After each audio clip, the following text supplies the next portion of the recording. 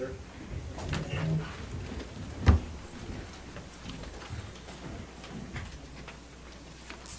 Ready, begin. I pledge allegiance to the flag of the United States of America and to the republic for which it stands, one nation, under God, with liberty and justice for all. We've never had this many people before. We don't have an eyes over. No. Okay, we have invocation with Sister Susie Dick. Thank you. Our dear Father in heaven, we are so very grateful for this opportunity to be here gathered tonight in the City Council. We are grateful for those who work so diligently in our behalf and pray that Thou might bless them and bless this great city of 29 Palms and bless those members and community who are here this night, that they will have their problems resolved and that they will be able to feel that they are being cared for by their council members. Father, we love Thee and we love Thy Son. We are grateful for all those who share in Thy worship, and we pray now that Thou be here this night in this meeting, and we ask these things humbly in Thy name, Jesus Christ. Amen. Thank you. Roll call, please. Councilmember Klink, Here. Councilmember Wright, Here. Councilmember Bildering, Here. Mayor Pro Tem Ogilvy, here, Mayor Mintz, Here. all present. Thank you. Okay, we had a closed session, and I'm going to close the special meeting right now. And I need to read this. For the public, we did it because we had a settlement for opioid case before the end of the year. We had to settle a case. They settled the case nationally with the opiates. Were sued for the companies. We should report out to the council approving and participating in the settlement with the county, getting the funds allocated to the city, and the city manager authorized to execute all necessary documents to accomplish this. And we approved them 5-0 to do this. It's only, what is it, $24,000 is what the city's going to get over 18 years. So, yes, we had to do the math too. Okay, is there any changes to the agenda? Okay. Okay, these proceedings will be viewed on demand on the City of 29 Palms website at www.29palms.org. You may also live stream this meeting by going to the city website and clicking on the meeting agendas link. Okay, the first one is, okay, the December 28th, 2021 regular scheduled meeting for the City Council will be canceled due to the holidays. The next regular meeting will be held on Tuesday, January 11th, 2022. Awards, proclamations, appointments. Proclamation for the Morongo Basin Arch for their participant in Cash for Trash and Recycling Program. So if you'll meet Mayor Pro Tem at the podium, wherever you folks are.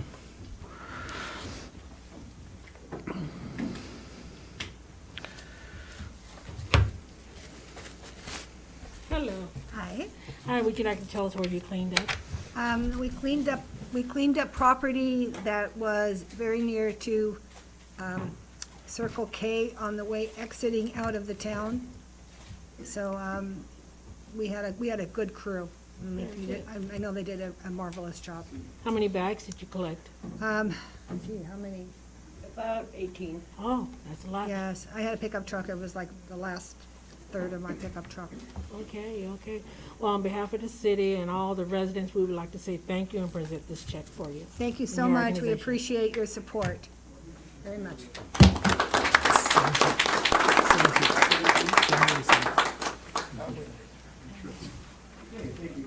Okay, next is comments by myself and Employee of the Year, Mayor's Recognition Award. One of the things that we usually do at this time is the state of the city. But because it's an exciting time that Project Phoenix will be getting some of the keys to that, we're going to do this State of the City from last year at Project Phoenix, and it will be on January 17th. So we'll notify everyone, and Mayor Pro Tem Carlette was gracious enough to let me do that state, because usually I'd do it right now. The mayor does it now. But she's going to let me do the state of the city at that time because we just want to have usually when it happens, when we do it, there's nobody usually here to listen to it, and it's kind of important that the citizens hear a lot of what's going on in our city and what we're doing. So it'll be January 17th at the Project Phoenix. So I'm excited about that also. Okay, so I'm going to go to the podium now because I have 2 awards to give out.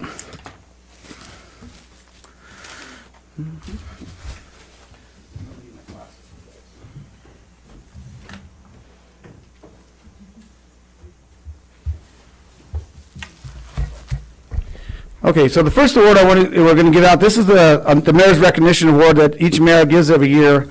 And I'd like to give this, present this to the volunteers of the Marine Corps Air Combat Center. So.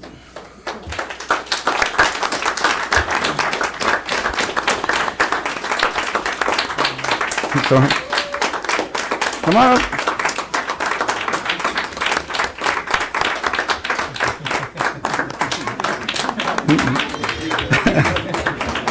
Don't tell him he's going to be on TV.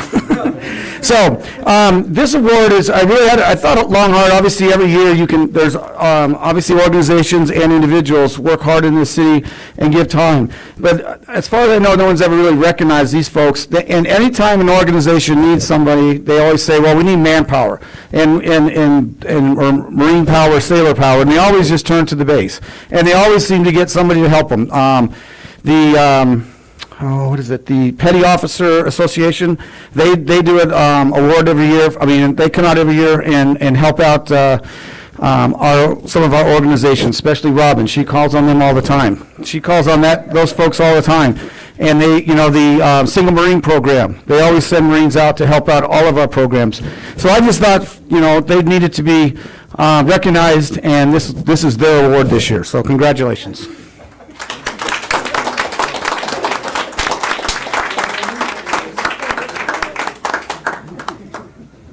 Who's your spokesman? When I received the phone call, I was actually in a training class, and for us to kind of get recognized outside of our normal routine of volunteering, I've been volunteering for the past 15 years of my career. I've never received a phone call from the city or anything like that wanting to get recognized. We do this because we want to, not because we have to. We like to give back. And that's just who we are as volunteers. And we'd like to thank each of y'all for nominating and getting selected for this. Thank you so much.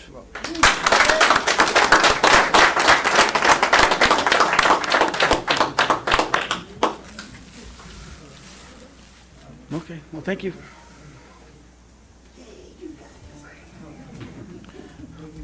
Okay, another tradition that the mayor has the pleasure of doing is also picking the Employee of the Year. And, all of our employees do a great job throughout the year. And some in some years have to step up and do different things. And this year I really thought that this person deserved this because she really had to step up. And this is for Carrie Minitry.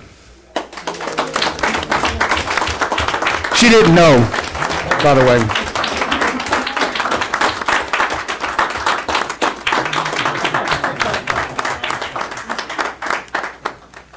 Congratulations. Thank you. And also, it's just been, we've been doing it lately, is that she also gets a $500 reward for being the Employee of the Year. So. Thank you very much. She is now the Park and Rec is what she is the supervisor for. So would you like to say anything, Carrie? I would like to say that I appreciate this. And it's not just me that puts in all the hard work, it's everybody that works in my department as well. So they all deserve one of these as well. Thank you so very much. Appreciate it. Thank you.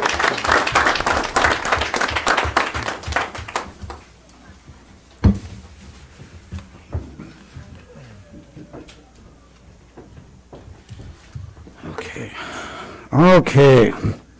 So now we're on council comments, reports, and meetings attended. Joel? Thank you, Carmen. Thank you, Mayor. No reportable meetings attended. I'd like to congratulate the military volunteers for their hard work. Thank you so very much. And Carrie, congratulations. You a well-deserved Employee of the Year. look forward to working next year when we start that pool and all that, hopefully, and we'll put you to work there too, maybe.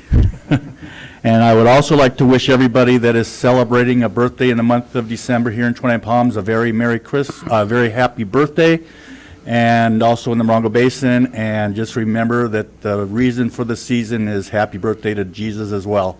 And also Merry Christmas and Happy New Year. Stephen? Hello, everybody. Thank you, Mr. Mayor. No regular meetings I have attended, but I did attend the tree lighting ceremony and the light parade. Once again, it was outstandingly done, and I know why, because the team of Park and Rec and their fearless leader, Carrie, that's why she got the award. Awesome job once again.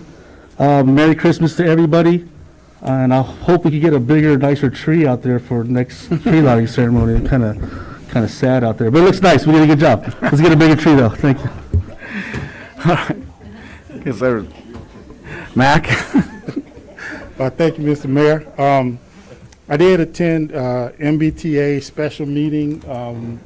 If you don't know, Mark left, and we have Sherry. Thank you. Sherry as the interim right now. So, but that's for the MBTA, and then I did do the tree lighting and light parade.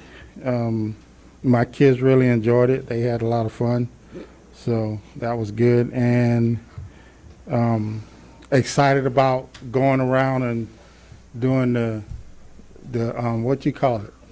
The self-guided light tour. Yeah, self-guided light tour. That was a lot of fun last year, so I'm pretty sure it's going to be a lot of fun this year. So we're going to go check that out. And then we did have the city's Christmas party we went to, and want to congratulate the military, the volunteers, and then also Carrie, and wish everybody a Merry Christmas and a Happy New Year. And that's it. Thank you, Mr. Mayor. Thank you, sir. Mayor Pro Tem? Hi, good evening. Well, this time I did attend the mayor's golf tournament. And I don't play golf, but I can tell you this much. It was 31 degrees out there Saturday morning. But it was a pretty good-sized crowd that was there, so it was wonderful to see. I did attend the city Christmas party. That was nice, really nice location. And look forward to the toy giveaway that's coming up. And I want to wish everyone a very, very Merry Christmas and Happy New Year. A safe one. Okay, thank you. So yes, I went to the tree lighting also and the light parade. It was very well attended. We had at least, Gary Danielle and I were at his truck, and we estimate at least 1,000 people were actually at the tree lighting part of it, and that didn't include all the people who were watching it on the parade. So there was very, very well attended, and we did comment this because the weather was so nice out there. So that was a big plus. And the self-guided tour, the displays will be on there still from December 13th through the 18th, and you can look at those between 6:30 and 8 p.m. In the Toys for 29, that was the Mayor's Golf Tournament, went very well. We had 36 golfers out there. Roadrunner Dune Golf Course did a good job for us out there, and we actually collected from the golf course $1,800 from the golfers and from people donating at the golf course. The Button Construction gave us $200. Ground Zero is buying a lot of the toys for us. I gave them some money today, and they always give money. They always give us more toys than I give them money for. Joel did that last year, and they gave us a lot of toys. So speaking of that, we're going to give away those toys Saturday the 18th, this Saturday at Lucky Park Avenue from 2 p.m. to 5 p.m. So it's going to be they'll just drive up, and we just kind of stick our heads in the window and ask them how many children they have, and we hand them some toys. So we did that last year, 2 years ago, and it was very well. We actually, at the very end, we ran out of toys, but it was a very well attended and very much appreciated. Yes, Mac, we had two actually MBTA meetings. We had a special meeting, and then we had a regular meeting. So, and you were at both of them. So sometimes I have to remind Mac where he was at. Then also we had a couple of VHR meetings. Those Those meetings are open to the public, and we're not going to have another one now until after the first of the year, because obviously, with the holidays now, it's really hard to get everybody together for that. And other than that, I think that's all. And congratulations, obviously, to our volunteers of the year. It was something I thought out a long time. And Carrie, you actually won the award before the tree lighting, so you did good being before then. So,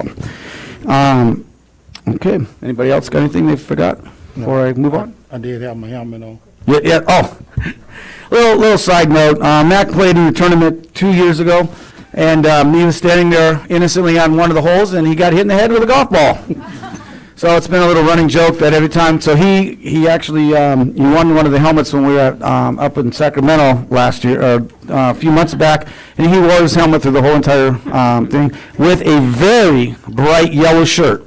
So if you can imagine Mac walking around with a helmet with a bright yellow shirt on, you can't miss. You wouldn't be able to miss him. So, oh, you got a picture of him. Okay, and also obviously Merry Christmas to everybody, and have a good Happy New Year, and we'll see you at Project Phoenix January 17th, I hope. Okay, consent calendar. All matters listed on the consent calendar to be considered routine by the city council when we acted on one motion in the form listed. Any form may be removed from the consent calendar and be considered separately by the city council. The public may be given the opportunity to comment on the consent calendar items prior to the city council action. Does anybody want to pull any items?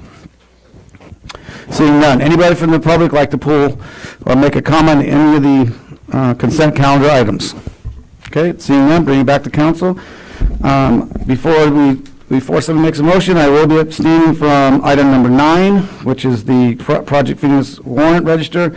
Item number 10, approval of the Project Phoenix. 10 is the Project Phoenix street and patio furniture, and number 11, the Navy Fed ATM within Project Phoenix. So I will be abstaining from those votes. Okay, now I'm looking for a motion. I make a motion that we accept the consent calendar as written. Second.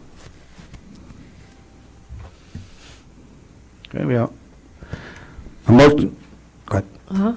Motion and a second. Any other discussion? Seeing none, roll call, please. Councilmember Wright? Aye. Councilmember Buildering? Aye. Councilmember Klink? Aye. Mayor Pro Tem Ogilvy? Aye. Mayor Mintz? Aye. Approved 5-0. Thank you. Okay, so we have no items with discussion, no public hearing. Discussion and potential item number 1, 13, bird rides.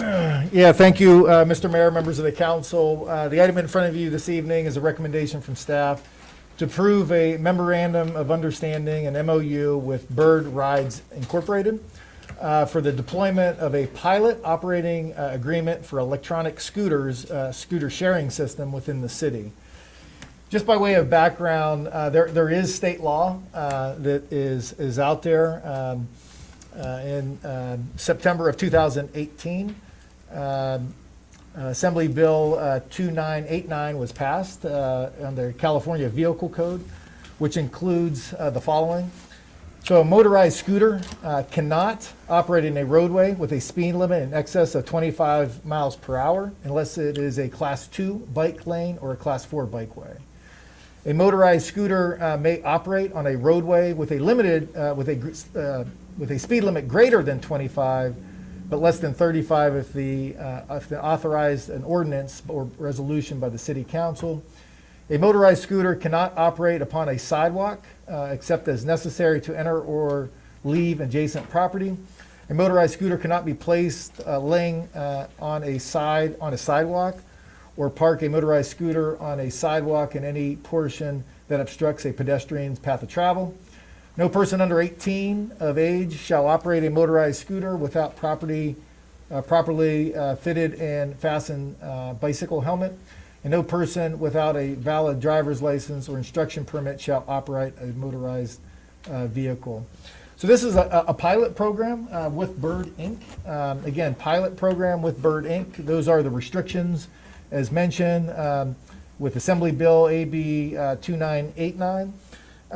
This pilot program can be terminated within 30 days.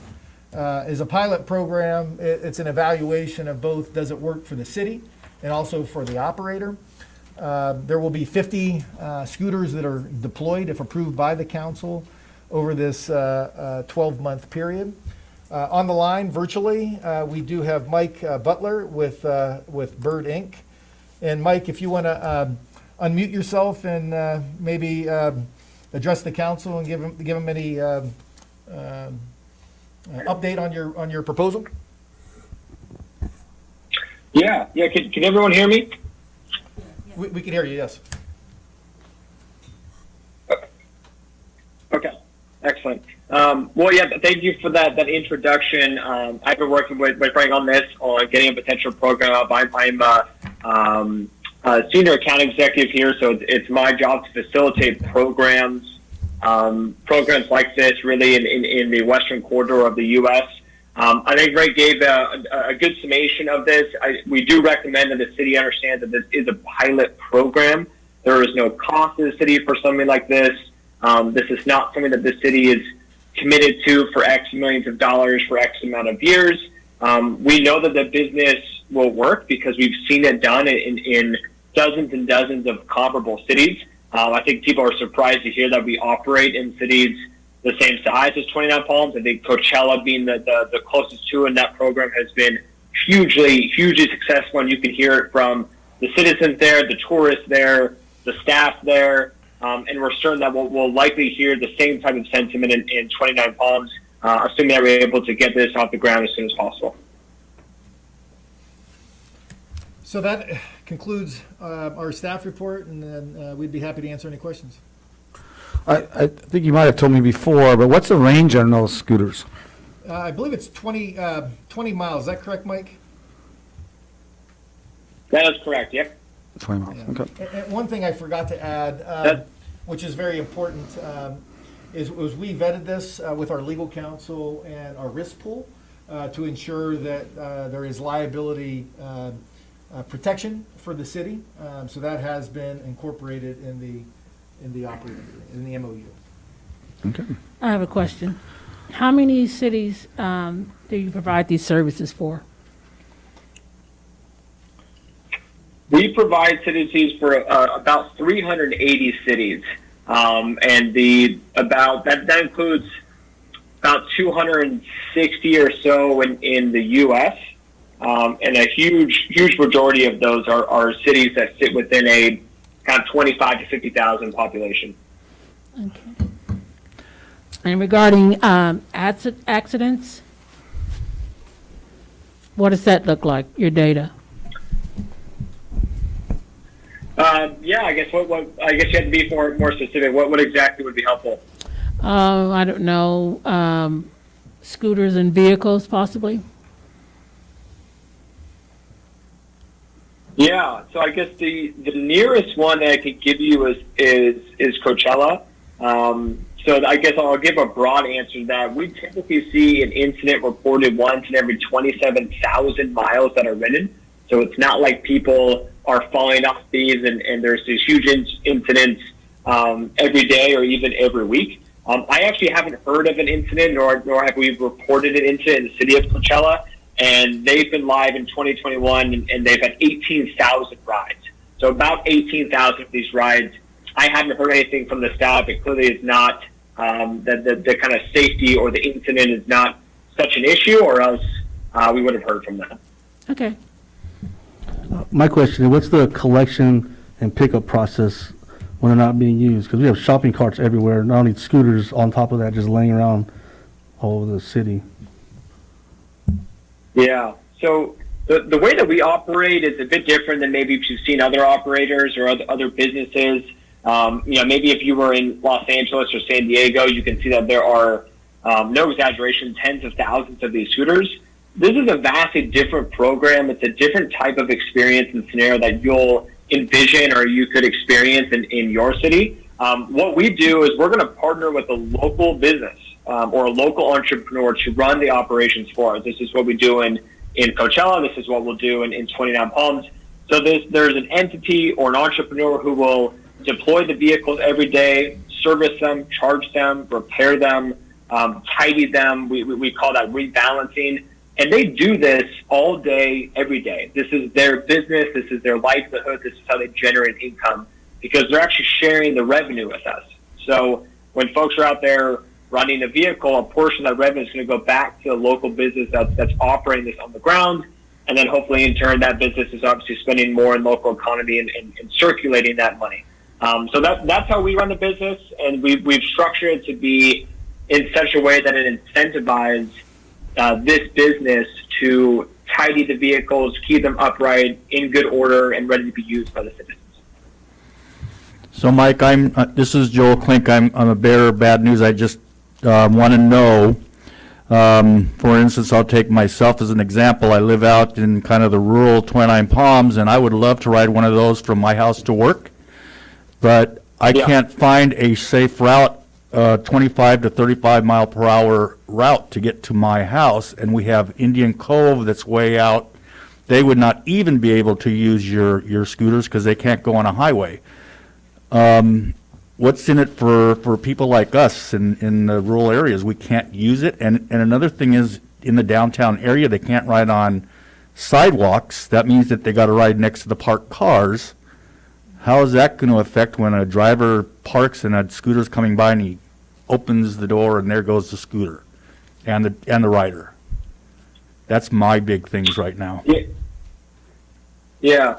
No, I can completely understand that. I think it's a logical worry. Again, I heard the fact that this is a recommendation for a trial period, a pilot program to determine if these are perceived problems and it's going to be an ongoing issue, or if they're actual issues.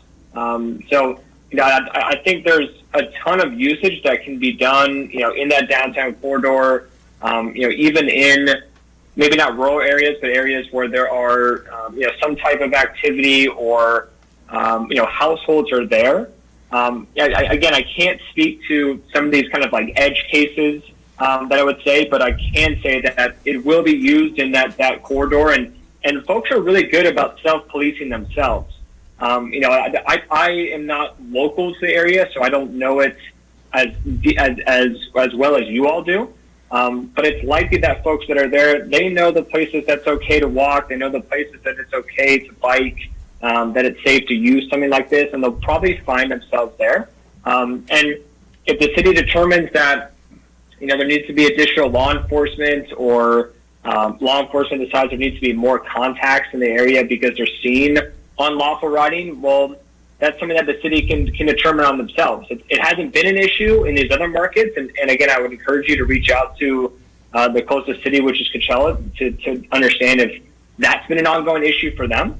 But it hasn't been to such a degree that it's thwarted us from running the business, or thwarted your users from actually gaining some type of value here. But that's really what we're trying to do. Okay, and then another question is, if there is somebody in the downtown area that can use that scooter to go back and forth to work, and you're going to go pick up all these scooters constantly, what happens in the morning and that scooter's not there for that person to ride to work? From their house to work again? Or will they drop it off? Yeah, it won't be at their house. I mean, it'll be in centrally located areas. So, correct me if I'm wrong, Mike, but it'll be in centrally located areas. So it won't be. So if they drop it off at nighttime, if you will, at their house, that person, that entrepreneur, as he mentioned earlier, periodically will be servicing them, picking them up. We'll be bringing them back to that centrally located area again. Is that correct? So you got to walk to it, which is good for you too. That is correct. And those areas are fluid. They can change based on the market. They can change based on demand. They can change based off the city's preference. If the city decides that you actually don't want vehicles in a certain area, that they can be, it's suggested that they're parked in other areas, or they can only be ridden in certain areas. We can program all of these vehicles to do that. You'll see that located. It's in the packet that was there that talks about us programming the vehicles to meet the unique needs of every single city, and that's what we do. But you're right. That vehicle, just because it's parked there doesn't mean it's going to be there in the morning time. It's entirely likely that it's going to be picked up and repositioned in a more ideal situation or location. Okay. Any other questions for Mike? Okay, we're going to take it out to the public. Anybody from the public like to make any comment on this item? Okay, seeing, yes ma'am, come on up to the podium.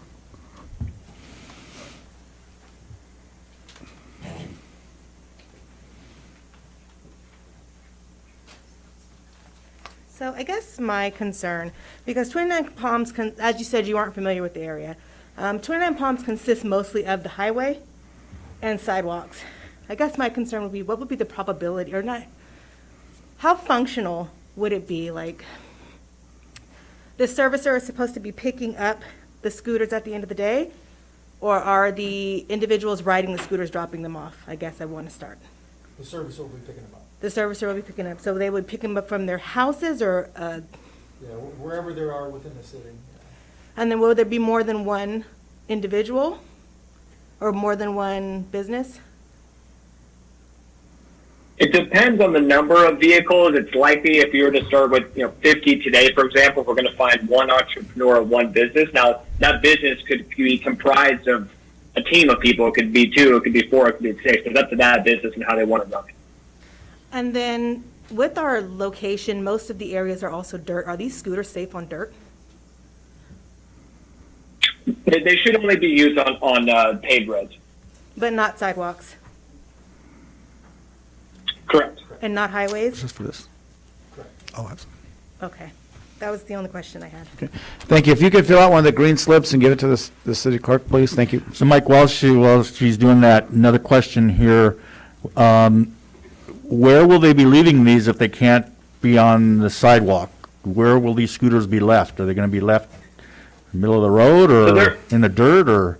Yeah. Or where should they Yeah, be? that's important distinction. They can be left on the sidewalk, not ridden on the sidewalk. And riding it on the sidewalk is an enforceable offense. That can be that can require contact by local law enforcement. It's the same way you would if it was a bicycle, for example. Bicycles are not allowed to be ridden on the sidewalk. Someone can technically be ticketed for that. But they're parked and they're placed on the sidewalk. They're just not ridden on there. So Mike, if this thing really goes good in 12 months, and we want to extend it, would there be any help from you guys to put more bike paths in 29 Palms so that we can go all the way from Indian Cove to 29 Palms on these scooters?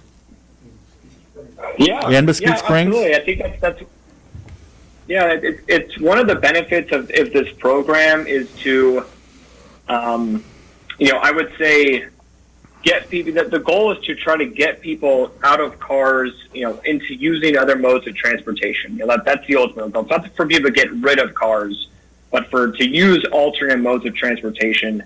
And people technically, and they tend to do those things when the infrastructure is there. So if there are more bike lanes, if there's more walkability, people tend to use it more. And you can use programs like this. You can even use the data that we're going to give to you completely for free. We're just going to give this to you. We're going to tell you where all your vehicles are. We're going to tell you where people pick them up, where they drop them off, what businesses they go to. And what the city chooses to do with that is up to you. But there's also things that we've done with a lot of cities where we give back a certain percentage of every ride to the city so the city can fund and extend more programs like this because we feel like that's just the right thing to do. Thank you. Okay. I got another one. Yes. Can you have 2 stations in the city? Like one downtown and maybe one at the national park? Because I know they're not going to get from downtown to the national park up that hill. By the time they get up there, that's where they're done. Is that feasible? So there are no set stations. There's no physical station within the cities. Yeah, so they're going to be placed in strategic locations. So Okay. it could be placed there. It could be placed maybe outside of the main gate. It could be placed, and I think that's part of the.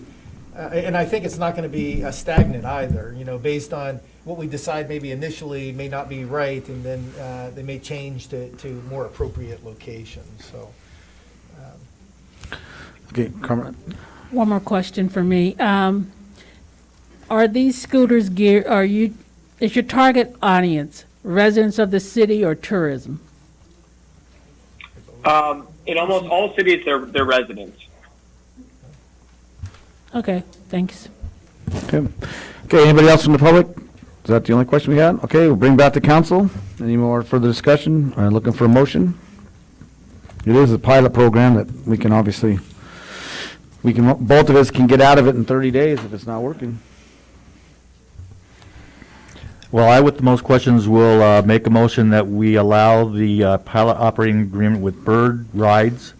It is a 12-month, but we can let it go in 30 days. Second. Okay, I have a motion and a second. Any discussion? Seeing none, roll call, please. Thank you, Mike. Councilmember Bilderrain? Aye. Councilmember Wright? Aye. Councilmember Klink? Aye. Mayor Pro Tem Ogilvy? Aye. Mayor Mintz? Aye. Approved 5-0. Thank you. Okay, annual financial report.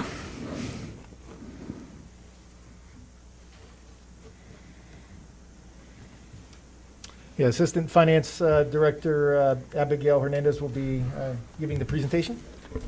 Thank you, Frank. Good evening, Mayor and members of the council. So tonight in front of you is the city's annual, actually, well, first off, do you have the financial statements in front of you? No? You do? Can I- Okay. Can I ask you to take your mask off? 'Cause Okay, sorry. I was so going we to ask can that, hear you. but I didn't know Yeah. that was appropriate. While you're Okay. talking, you can. So, like I said, tonight in front of you is the city's annual comprehensive financial report. I'm sorry, there was a change, so I'm trying to get used to the new acronym. So it's the city's comprehensive financial annual report for the fiscal year ended June 30, 2021. The city's independent auditors, Rogers, Anderson, Mallory, and Scott, have audited the city's financial records, and they have express an unmodified opinion, which is the highest opinion issued by an auditor. So basically what this means is that the city's financial statements are fairly presented in all material respects in accordance with generally accepted accounting principles. Some of the financial highlights from this report are that the total net position of the city has increased by $3.3 million from prior year. And this is mainly due to an increase in TOT tax, sales tax, and property tax revenues.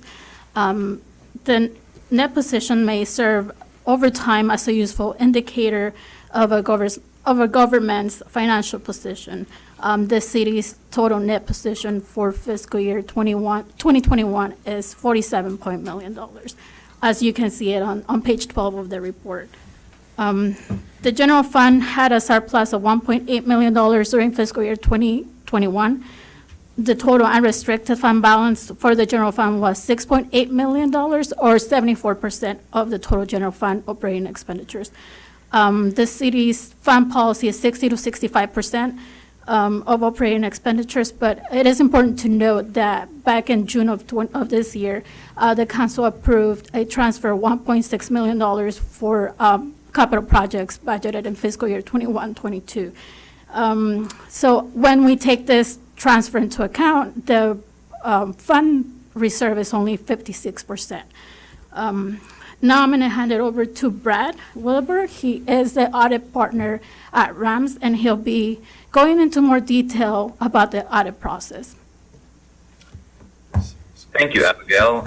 Just a quick mic check. Everyone can hear me okay? Yeah, and Brad, do you have a presentation? Do I have to make you presenter, or are you going to just talk through this?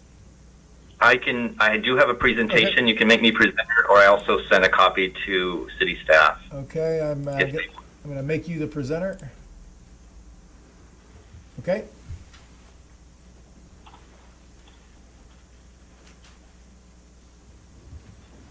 Okay, just move the meeting controls off the screen. You see the cover page here? We do. Okay, excellent. Please interrupt me at any time if you have any questions or if you have trouble hearing me. I know sometimes that can happen over these remote sessions. Okay, so Abigail mentioned quite a bit of the things, and I think the main thing that is key here is to jump right into the opinion, which is the primary objective of this audit, which is to give an opinion over the financial statements that are prepared by city staff. And as she mentioned, you are receiving an unmodified, or some people call a clean opinion. It is the highest level of assurance that auditors can offer. That is the kind of report that you would want to receive, and I'm pleased to let you know that that did happen.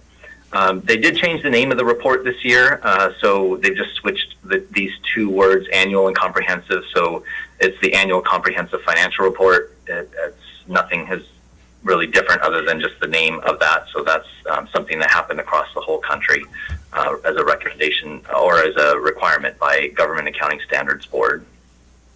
The city did receive the GFOA's award for excellence in financial reporting for last year for the ACFR that was for June 30, 2020, and we anticipate that they'll receive the award again in 2021. They'll be submitting this one as soon as it's accepted by you. So the responsibilities of management and the audit are to prepare the financial statements in accordance with generally accepted accounting principles, and they're responsible for designing and implementing internal control structure over the city's finances and accounting function. Our audit process, it was split into two phases. We call it interim and year-end. So interim audit field work, that's usually happens and did happen in your case before all the year-end was closed.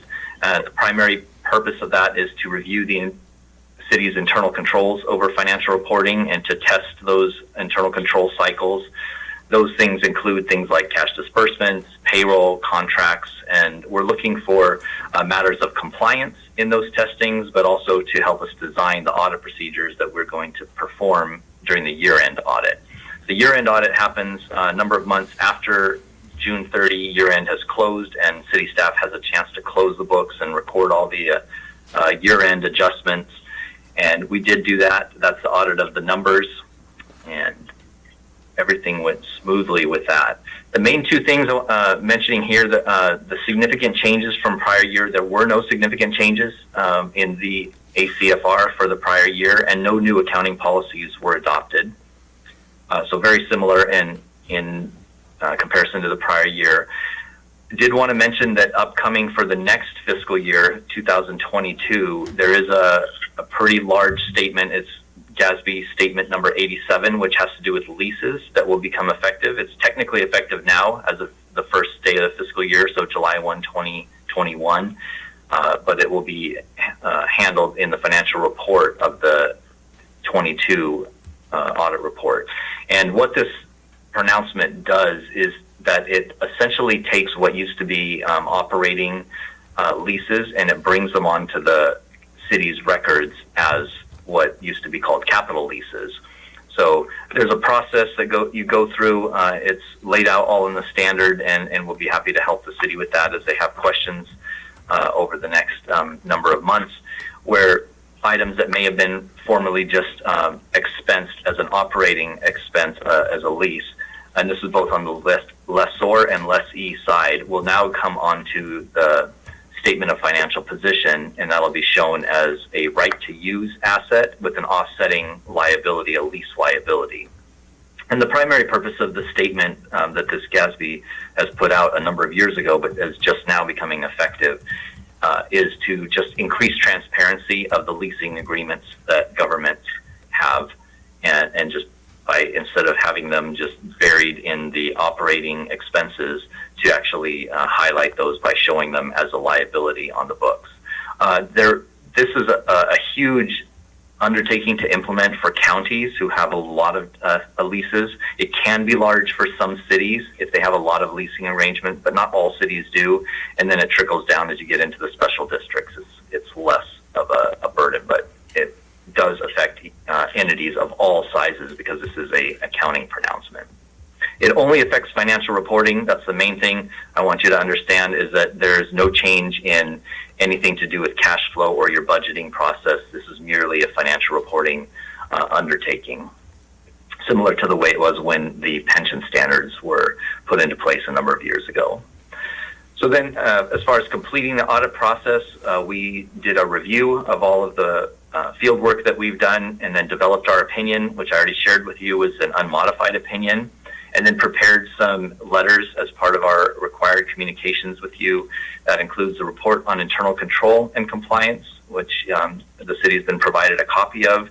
And the main thing I wanted to highlight in that letter was that there was no findings of an internal control deficiency and no matters of non-compliance noted during our audit. And that's excellent. Congratulations, and your city staff has done an excellent job to keep those controls in place consistently throughout the year to receive that kind of a report. We also provided agreed upon procedures report on the appropriations limit.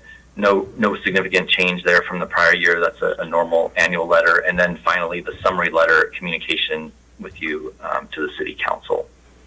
In that summary letter, some of the key items that are noted there is that we identified the significant risks. It's a new disclosure, but really no change in the audit approach.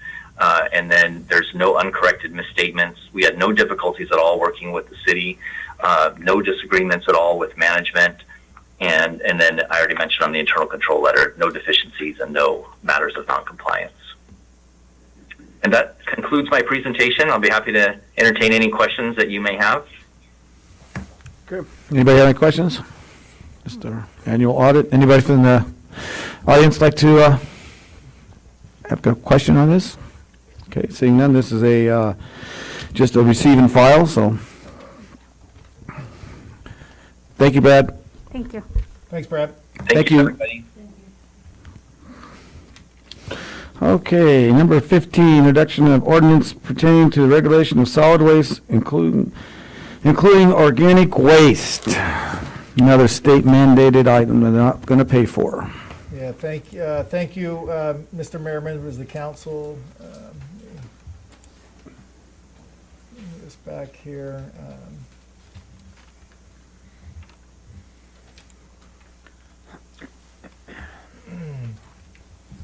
Okay, thank you, Mr. Mayor, members of the council. The item in front of you this evening, the recommendation is to introduce and hold the first reading of the ordinance of the City of 29 Palms, amending it in its entirety, Title 10, Chapter 10.04 of the 29 Palms Municipal Code pertaining to the regulations of solid waste, including organic waste, and direct staff to schedule a second reading and adoption of the proposed ordinance amending Chapter 10.04 for the January 11th, 2022 regular council meeting. So we can have a first reading, second reading, 30 days after the ordinance will be in effect.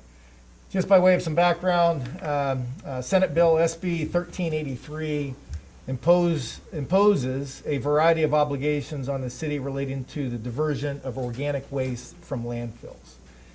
Within the staff report, it was the adoption of this ordinance, which it can enforce various provisions of SB 1383 related to residential organic waste recycling.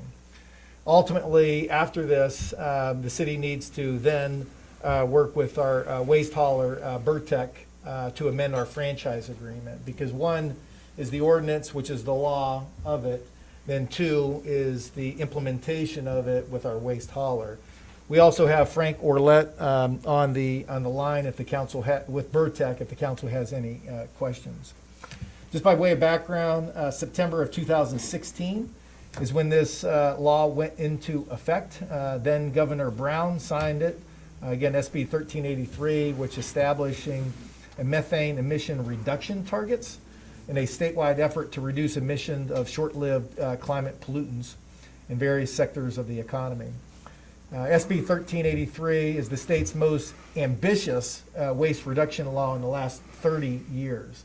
It enacts the following targets to reduce organic waste in California landfills, which is to achieve 50% reduction of the level of statewide disposal of organic waste from 2014 by 2020 and a 75% reduction by 2025, and to recover at least 20% of the currently disposed surplus food by 2025. Some of the mandates that's cited in 1383 is to provide organic waste collection services to all residents and businesses, and that's what, as mentioned, we need to work with Burtec on establishing that for our residents, with a collection, how much it will cost our residents to collect, and then obviously the transportation and the disposal of it, again, both for residential and commercial.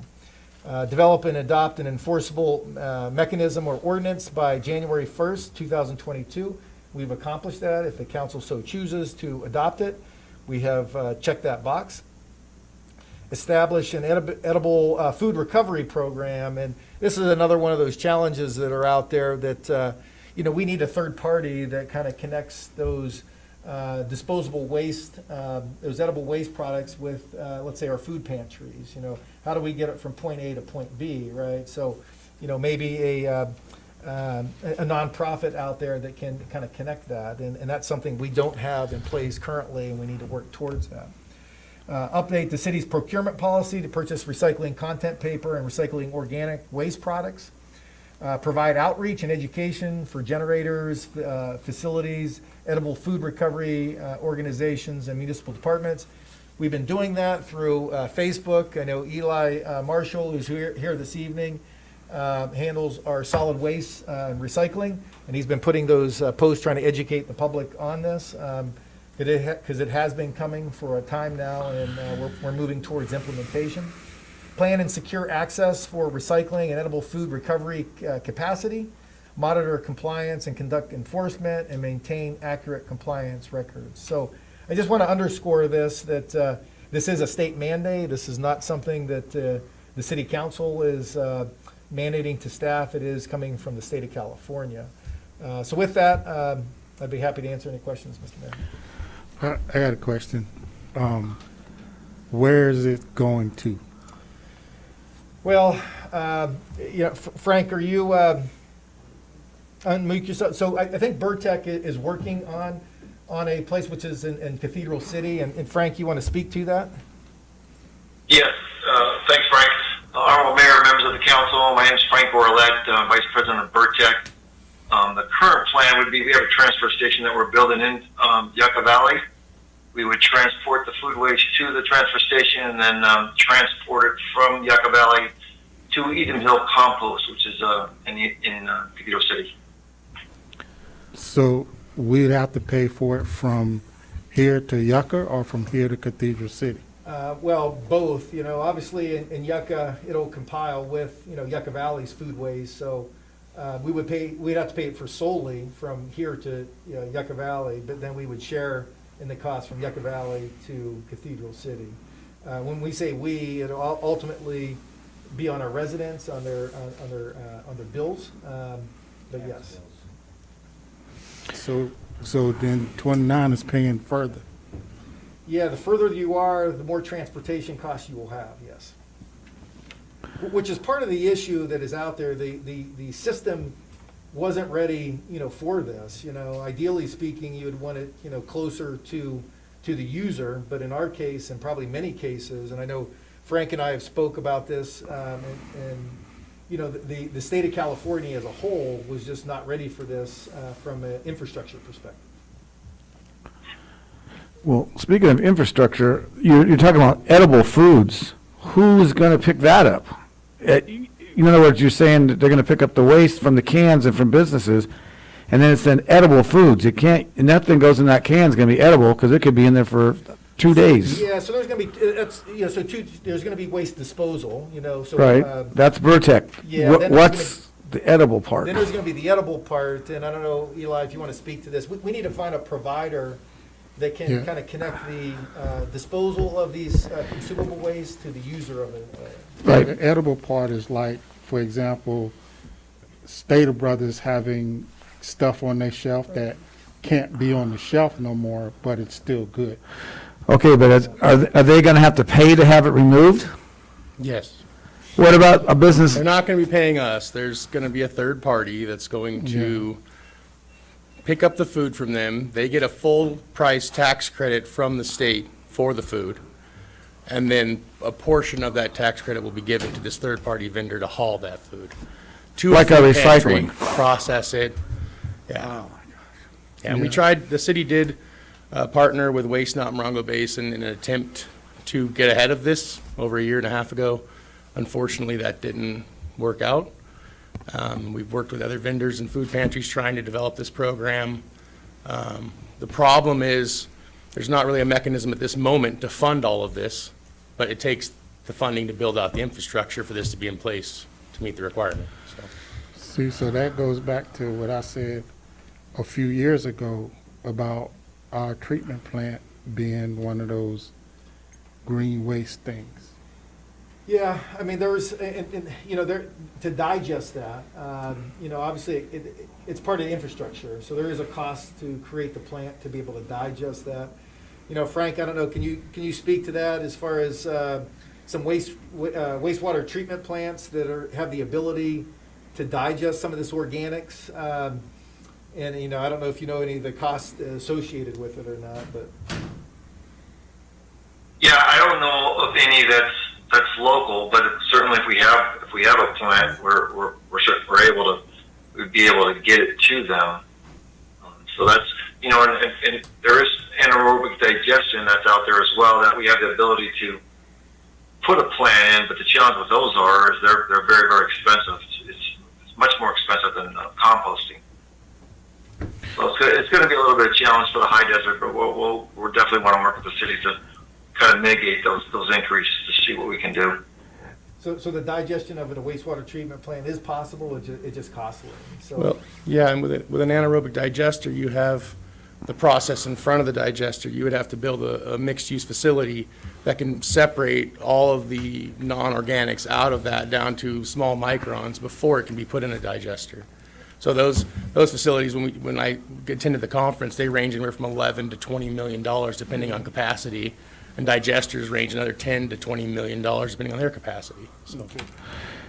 So Frank, I have a question for you. Which Frank? Frank, yeah, Frank. Frank, I can't see. So let's say we got a family of 5. They don't have any waste because they have all family of 5. They have 2 dogs. They don't throw any food away. Are they going to have to still have a can and pay a yearly fee on that can even though they don't throw anything away? Well, and that's, so we haven't, we need to work through with Patrick and Frank and the city staff to come up with a franchise agreement that lays out the program to accomplish that. So I don't know if Frank is able to answer that tonight, but we haven't created the franchise. So here's the law, which we're talking about tonight. Now the implementation of it will be next, which will be part of the franchise agreement. And just that's correct. Part of the 1383 is we'll be periodically have to do waste evaluations. So we'll have to take some of our loads and do a waste characterization to ensure that whether it's a business or residents, they're not throwing away organics or recyclables into the trash, and they're putting them in the right places. So we still need to work with staff on the program, and we'll definitely come back to the council on that. We'll still be able to self-haul. Folks want to self-haul. As far as folks, if they don't have any food waste residentially, I don't know if they're able to not have a container, to be honest with you. I don't think the law allows for that. Yeah, it does not. So what about if there's a renter in that house and of course the bill is on the owner's taxes and they're not using this organic waste can? Who's going to get charged on that? It's surely not the owner's responsibility. It'd be the renters because they're the ones that are living there. Yeah, so it'll be a code violation. And who's going to do that? Who's going to be the policeman on this situation? Well, that's the we're problem. already to our bare minimum. This is just going to be putting more. So here's the nightmare I'm seeing, because obviously most people know I own a bowling center. People eat on the lanes. When they're done, half the plates, they just throw it in the trash. So you're actually almost telling me that we have to take that bag and take the food out of it before it goes to our dumpster. The facility that produces the food would have to divert 20% of their edible food. So there's going to be some issues, and there's going to be a lot of issues in, they would divert bread, but how do you really divert green waste? By the time it actually gets processed, it'll probably be bad as it is, like lettuce and tomatoes and things like that. And their calculations, they actually, as part of the tracking and reporting, we have to get kind of tonnages of how much food was ordered and how much food was diverted. And then, the mechanism as far as the fining, we are subject to fines January 1, 2022. The city is, and that comes through the county to us. The enforcement of us collecting fines from the residents is not until 2024. We are not allowed to enforce this until 2024, but we are subject to the penalties if we don't take these steps. And the penalties of this one are, just so everybody knows, are $10,000 per day per occurrence. Okay. Well, I can't talk anymore because I'll just say something I shouldn't. So, okay. Anybody else have any questions for Frank and Frank? Anybody from the public like to come up and make a comment? Come on up. I'd like to make a comment. I'm Astrid Johnson, but I'm also a member of the East Valley Steering Committee. So I'm familiar with what Valley had proposed several years ago, and I'm sorry that had fallen apart. But I was also involved with Farms to Family this past year, where we were passing out all those boxes of food through the summer and all the way until the beginning of this year. I know I personally had like 60 boxes piled up on my truck passing them out. So I'd like to bring this up to our steering committee. I know we're going to be meeting on Thursday, this coming Thursday. And maybe we can just see if there's anybody there that we can in any way approach the, maybe like Stater Brothers or Vaughn's before anything, if it can, anything can be salvaged before it winds up going into this process, that we could recoup it. So I know we've got fine now that has come into Yucca Valley, but maybe there's some way of doing something. So at least we can start a discussion. Okay, thank you. Thank you. You had a question? What? I'm resident right now, not media. Okay. I volunteered for many years with an organization called Food Finders. And that's all they do. That's all they do is they pick up the food from the schools, the grocery stores, and they transport it to the schools, the food programs. That's all they do is set it up. They go into different cities. I think they're all over California. And it's just the transportation from one point to another, and they're protected by 2 different laws. So I will put you guys in touch with them. Right. That's take something off your plate, and you could Thank you. even work Well, with the local. Yeah, that will help. Well, Okay. Thank you. Okay, anybody else? Okay, seeing none, we'll bring that to council. Looking for further discussion on the motion. We have to introduce the ordinance.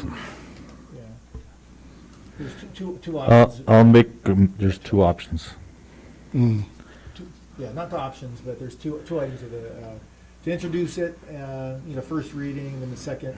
Okay, so I make a motion that we introduce and hold a first reading of an ordinance of the City of Twin Palms, amended in its entirety, and direct staff to schedule a second reading and adoption of the proposed ordinance on January 11, 2022 at our regular city council meeting. Second. Okay. So read the title in its entirety. Under protest, by the way. Oh, I'm sorry. So you have to read it. So it says, amending in its entirety, Title 10, Chapter 10.04 of the Twin Palms Municipal Code pertaining to the regulation of solid waste, including organic waste. Yes. Councilmember Bilderine. Aye. Councilmember Wright. Aye. Councilmember Klink. Aye. Mayor Pro Tem Ogilvy. Aye. Mayor Mintz. Aye. Approved 5-0. Okay, number 16, Community Development Block Grant, CDBG Home Key Program. Yeah, thank you, Mr. Mayor, members of the council. While the staff report loads,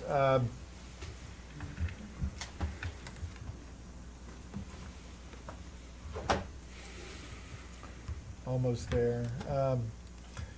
So the recommendation from staff is that the city council accept the grant award from the Community Development Block Grant, CDBG Home Key Program, in the amount of $713,255 for the purchase and rehabilitation of the properties at 6937, 6939, 6941, and 6943 Elm Avenue, 29 Palms, to be used as permanent housing for the very low-income residents, and approve the purchase contract for $510,000. Just by way of background, building building on the success of Project Roomkey, which Project Roomkey was during COVID, those who are homeless, that can go into hotels to have shelter, kind of morphed into the next round, which was Home Key. This state program was responsive protecting Californians experiencing, and one of which chronic homelessness, who are at high risk from serious illness and are impacted by COVID-19. Round one of Home Key, the city has been working with Morongo Basin Arch, Astra Johnson, because it has been a priority of the council to deal with homelessness. And very specifically for this task is the severely low income residents of our community. So, round one of Home Key, Morongo Basin Arch and the city kind of collaborated on and found a property, I think it was an 8-plex on, where do we say it was, on Cactus maybe, or Choya. And we submitted a grant for that through Home Key, and however, the city was not successful. Round two was this round. The only applicants that could submit applications were those who were denied in the first round. So receiving that, Astrid, myself, Morongo Basin Arch kind of looked for some properties that were available. We did find this property that was available with a willing seller that understood what we were trying to do and was willing to put this house property in escrow for 6 months. The 6 months is expiring in December 29th, and fortunately, close to the last hour, we were awarded the grant, and that was one of the conditions of the escrow. We had to get awarded the grant, and we were successful. So with that, what's in front of you this evening is to accept the grant, approve the purchase. But I wanted, and Miss Astra Johnson is here this evening, and I think with maybe some members of Morongo Basin Arch. Some of the things that are associated with this grant that are somewhat challenging, I guess, just wanted to, the council to acknowledge this. It's a 55-year commitment, so it's not a short-term commitment. So these units will be used. It won't be a temporary housing, so it won't be something that from a homeless perspective would be a constant rotation. It's permanent housing. So it's those who can pay rent, although subsidized rent, but it's over a 55-year period. Within the staff report is the AMI, the Area Medium Income, that is associated with the tenants. So the one person, can only, they make $13.37 a month.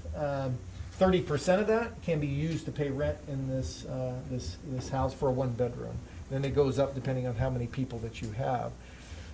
Part of this 55-year challenge is not only the time frame, but it is the time frame connection with Morongo Basin Arch and that long-term commitment. And I know, again, Astrid is here this evening to answer any questions from the council, along with some of her board, I think maybe here too, or just yourself? Yep, too. In addition to the rent that they would be paying, the individuals will be paying, there are county vouchers that can be given for regular citizens that are in need, along with veterans that are out there. And I think Astrid can speak to that, some of her veterans that she works with. The individuals would be paying their own utilities at the facility. There are reporting requirements associated with HCD. One of the things that we talked about that we would have to ensure from a 55-year perspective is that all the reporting requirements are met. So we probably have an auditor kind of look at that annually to make sure all those boxes are checked and all the reporting requirements are completed. And we need equipment replacement. So it does cash flow. There's no mortgage since we're getting the grant. It's 100% free and clear, and it's upgraded.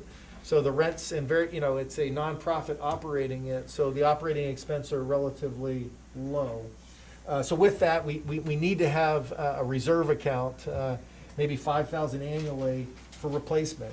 Because we're gonna have to replace probably carpets, eventually a roof's gonna be replaced, hot water tanks, et cetera, et cetera. So we need to have that reserve account for those unexpected incidents. So that concludes the staff report. And again, Astrid, Ms. Johnson is here. If Astrid, you want to address the council and make any comments?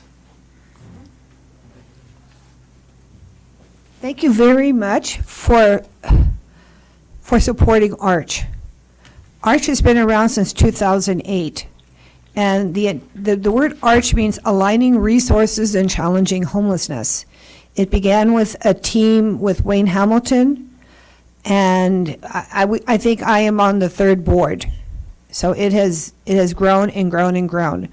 And with this current board that I'm on, we have, in 2017, we had the first 2 homes that we opened up here in 29 Palms, one for women, one for men. They're still in existence, although the men's house has gotten moved. And it's often full, especially the men's house. Usually there's a waiting list to get in. In 2019, we were awarded the HEAP grant. We were the only one awarded the HEAP grant for capital outlay, and we purchased a duplex in Joshua Tree with the purpose of housing homeless families with children. So these are transitional housing. So we have transitional housing for single women, we have transitional housing for men, and then we have transitional housing for families with children. We recently have a navigation center that we have rented from the county for 5 years, and Crystal is here. She is in charge of that. We supply food, so the food we were just talking about. We have a refrigerator there, so we store food there. We also have furniture and clothing, and we also do street outreach. So we partner with the city, with city nonprofits people in Yucca Valley that are nonprofits, and we work as a team, making sure the homeless in the area are covered with whatever they need, like sleeping bags. I also have other grants that are going to be helping to support this. So HEAP left. It was a 2-year program. It ended, and now I am involved with Hap. So the Hap funds are going to be used to help pay for deposits and the first month's rent for people coming in. If they're having an issue moving in, we have funds for rapid rehousing, is what it's called. I am also going after a second grant called ESGCV, and I'm putting in the application with a group of other HPN members to do very much the same thing, but it's targeted especially for below the 30% AMI. And that is to do some short and medium term support for rental assistance. So it's not like a one-time shot. I can actually extend it on to stabilize people. So there is going to be funding to get people in, funding to keep them in if they're having an issue with their rent, it's called eviction prevention, as well as some potential for ongoing. This is a month-to-month program too, so if there is a problem with a client, we can stop that right away at the beginning. So we're looking for stable individuals that we're going to screen. Do we have any questions from what we're doing? Yeah, what kind of screening process? Okay, so right now the other activity I'm doing are vouchers. I've done over 30 vouchers that are the emergency housing voucher program that's coming through the county. Hopefully you're familiar with that program. So those people are already being pre-screened as I go through the applications. The housing authority is pre-screening them, and then we'll issue vouchers. I'm hoping that some of the clients coming in, some of the renters are going to be having vouchers. I also work with the VA, and you had a homeless gentleman here across the street from you for over a year that was living in the car wash, that we finally got him a VASH, which is a veteran voucher, and he is now housed in 29 Palms. So there's vouchers through the VA, there's vouchers through the housing authority that they just have, as well as there's vouchers through this emergency housing voucher program. The other option for housing is what's called shared housing, which is a movement that everybody is trying to push along. Shared housing is when you take 2 or 3 people and they pull their income together, and they're going to pay for the rent together as a group, as well as the utilities. And they're not necessarily a family, they're just people that come together, which is different than like Triad, who's only going to look at one person's income and one person's rental history. This is a group that forms that way. So I know when I talked to Frank, I gave him some different scenarios. One of them was the voucher scenario, but one of them was the shared housing scenario. As well as if anybody is lacking funds, because I'm going after the ESG grant funding, we can also do some supportive housing through that as well. We have very low targeted rent for each of these units. And so the goal is to hit that target of that rent, either with a voucher or with shared housing, and if necessary, using additional funding to bring it up to that target, so that we have a consistent flow of income coming from each of the units. I hope that addresses it. I have a question. Sure. About how much is the percentage of the people you serve, the population you serve as military, like veterans? Veterans, I know of at least, right now, I have 3 clients that are veterans. One of them was in Yucca Valley, who was a 78-year-old man in street outreach. I've got him housed in Joshua Tree. We have a veteran at the Mintz house who's quite ill. Right now he's in the hospital. And then I have the success case I just told you about, a veteran with VASH who is housed right here in 29. So, and I hear of other veterans too. I mean, I do, through the voucher program, the emergency housing voucher program, I usually try to steer them to the VA and have them go through the VA in their voucher system rather than the emergency voucher program. Just because I think, that's a longer period of time. The emergency housing voucher program, that particular voucher is a 10-year program. It's a little bit different than the other vouchers that are out there. How many people you got on the board? How many people? Yeah. Our board, our key board members, we have I'm the president. We have a secretary who is maybe still outside. I'm not sure she was out there, and our treasurer. And then we have, Crystal is here. She's in charge of the navigation center. But we're also going to be bringing in January from the county, they're called WACs, which is work experience. And I think we're going to get 1 or 2 of those in January to help us, especially, and then we're going to hire one too. We're going to hire someone with the ESG grant money, because the ESG reporting is quite extensive. And so we're going to need additional assistance with that. There's a lot of report. We're very, very familiar with reporting that has to be done monthly. Okay. Actually, it came up in a little while ago. Is ARCH a national program, or is it just a No, local? we're a nonprofit. We're a 501c3. Like I said, we were started in 2008. So I do belong. I'm on the East Valley Steering Committee, which is a regional. There's like 5 regions here in the county of San Bernardino, and our area is called East Valley. You do have a representative that's part of that committee, and actually East Valley also includes Needles. So it's the Morongo Basin plus Needles.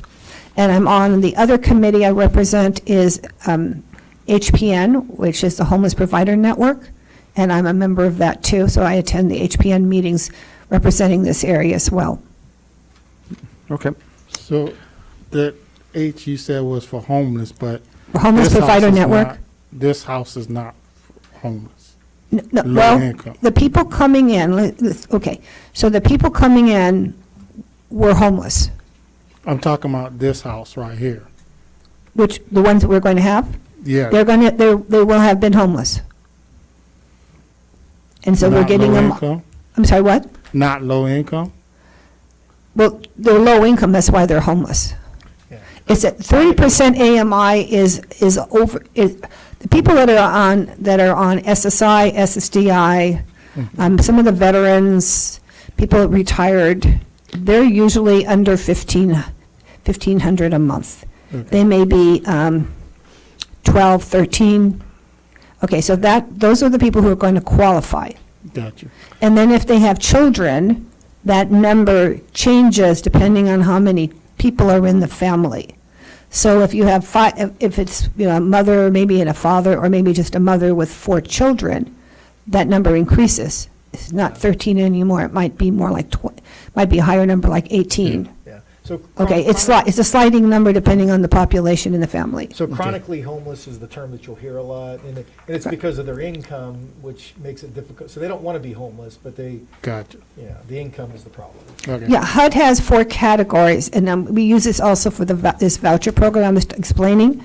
So there's literally homeless, which is always considered the target population.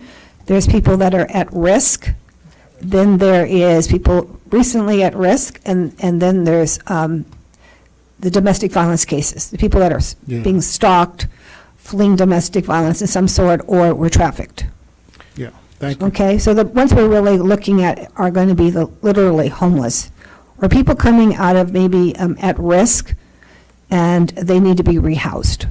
That's what I was going to, I think that's They're what gonna be Matt was rehoused. trying to get to, was if someone is losing their house and they Yes. have 4 kids and they're like, we don't want to be homeless, would they still be able to qualify? And I, because I'm doing these vouchers, I've done so many of them, I'm hearing this over and over again.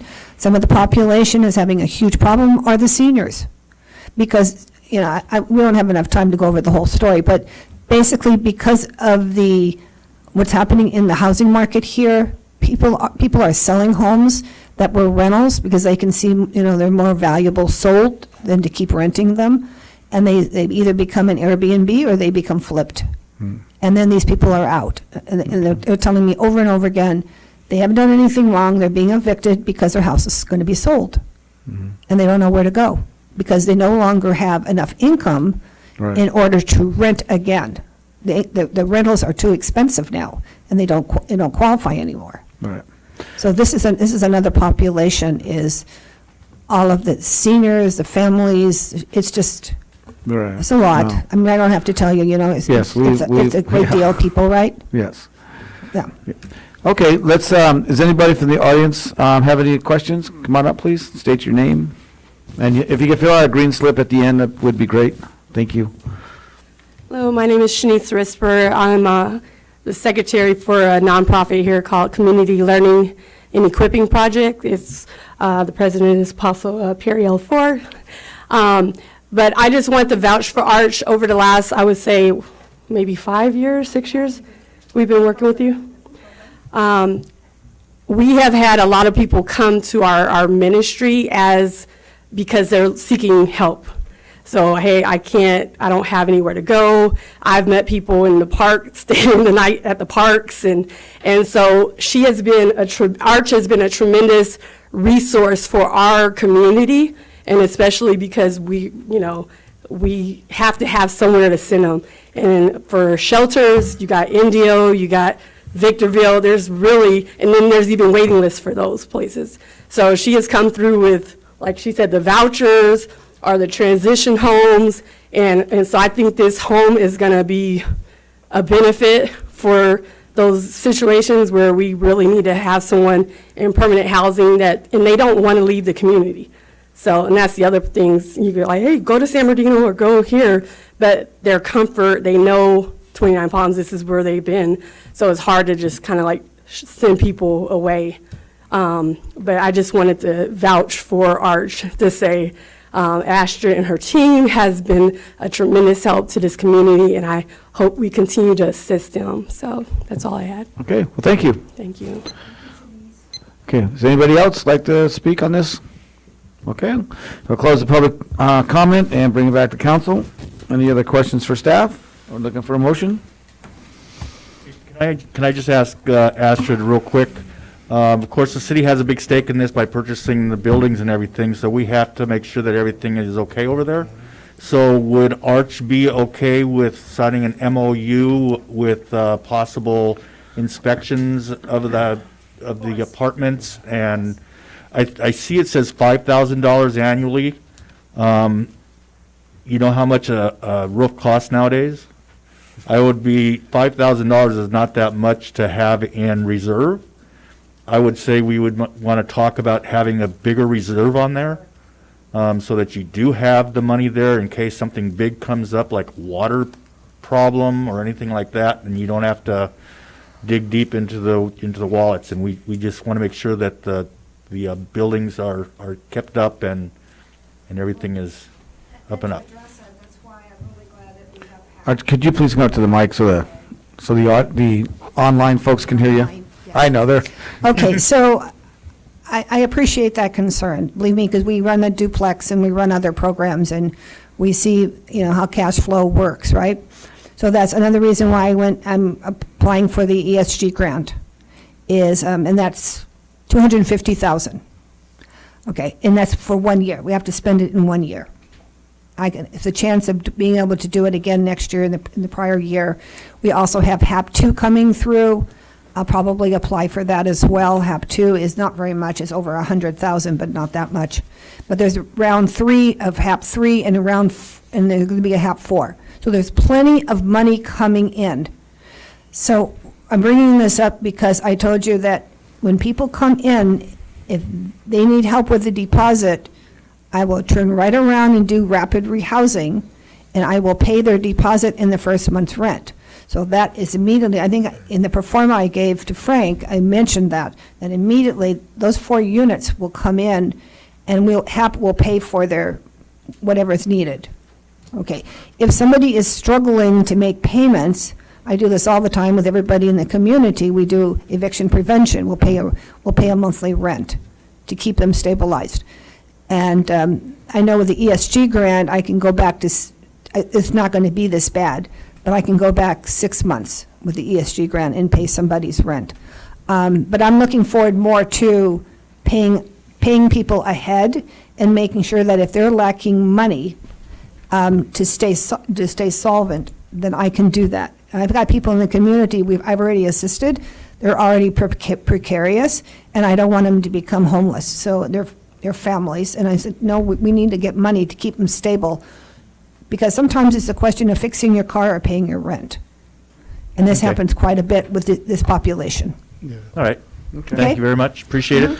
With that, I will come back and make a motion that the City Council accept the grant award from the Community Development Block Grant in the amount of $713,255 for the purchase and rehabilitation of properties at 6937, 39, 41, and 43 Elm Avenue, 29 Palms, to be used for permanent housing for very low-income residents, and approve the purchase contract for $510,000. Second. Second.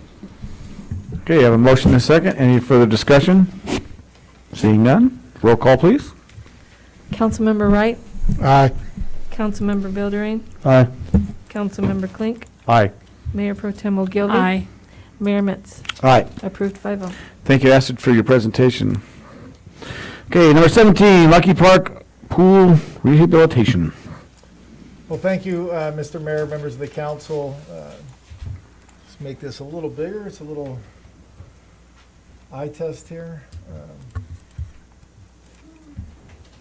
Okay, so recommendation from staff is to review the proposed layout for the Lucky Park Pool and provide direction, so in turn the architect can finish the design.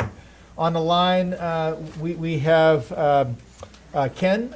He is our pool designer, so if the council has any questions, he is available to answer any questions. But just by way of some background, during last year's strategic planning, the council identified the pool as an item of needing repair. The pool is in research by Ms. Minitry, goes back to the 50s. It was a larger pool and lots of iterations through the years of bailey wire and duct tape, if you will. So the staff and the city has done a good job of getting it to this point. However, it is in need of complete rehabilitation. So fortunately, with the American Recovery and Jobs Act, ARPA, probably have my acronym mistaken a bit, but the federal stimulus program, the city received $6.2 million, and one of the appropriate funding sources is our parks, because during COVID, most people have gone to the parks to escape the indoors. So we had a funding source to be able to improve our pool. So we hired the team that did Project Phoenix to look at our pool. So they've come out with a layout that I will show you, and it is. One more.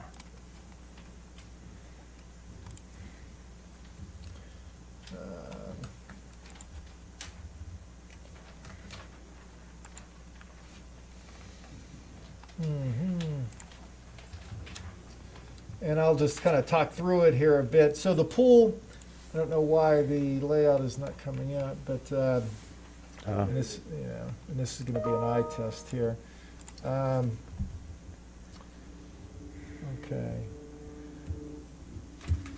Okay, so just to kind of point out some of the changes. Obviously, the viewing is kind of large here to view it, but some of the major changes, and I'll start to the start with the west. The pool building, and we also have Ms. Minitry here to answer any questions as well. The building is going to be redone for ADA standards, so that's the only thing going to be in the pool house. So it'll meet all ADA standards. The equipment building is going to be completely demolished and rebuilt to current safety and code standards. So that building will be just to the left there, or to the south, will be completely demolished and redone. Now we get into the pool. The pool, typical standards of a pool is the shallow end is close to the kiddie pool, so we'll be flip-flopping where the current diving board is with the shallow end. So now the shallow end will be close to the kiddie pool. The distance, and Ms. Minitry is here if I'm off on this, but I think the current length of the pool was 22 yards, I think. Is that correct, 22 yards? And the current CIF standards is 25, so we're going to extend the pool length by 25 yards. So it'll have still the same lanes, which are 6 lanes. The depth of the pool, because of the diving board, will get deeper for standards there. The diving board will remain. All the decking around the facility will be replaced.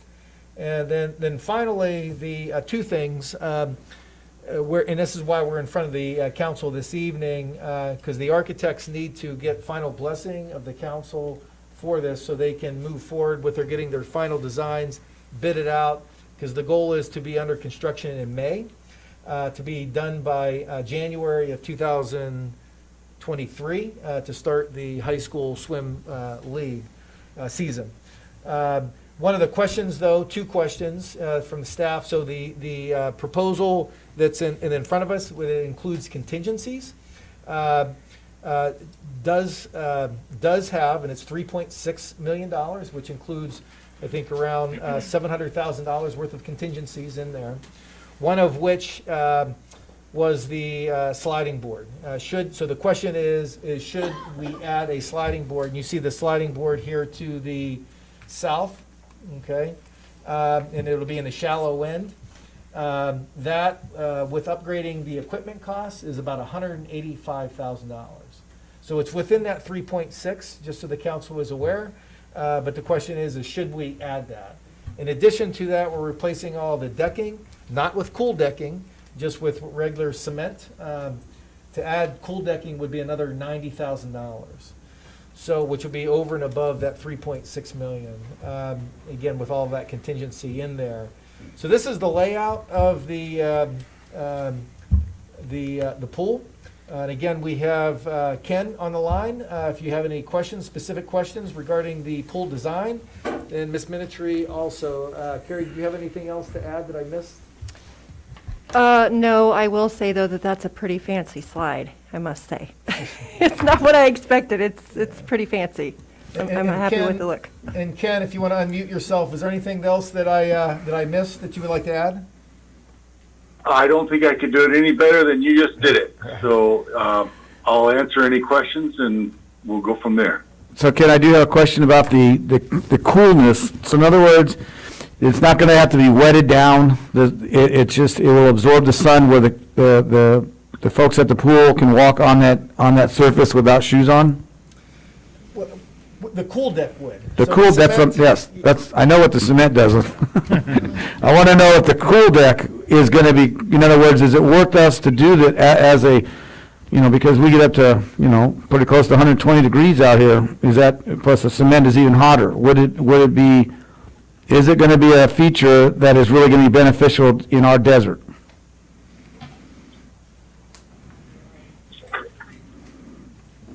Ken, did you hear that question? Yes, I did. A few of the pools that we've done in Coachella Valley, down in Palm Desert, we actually put a topping on, but not all the pools. I myself was a lifeguard about 40 years ago in Scottsdale, Arizona, and we have 120-degree days there also.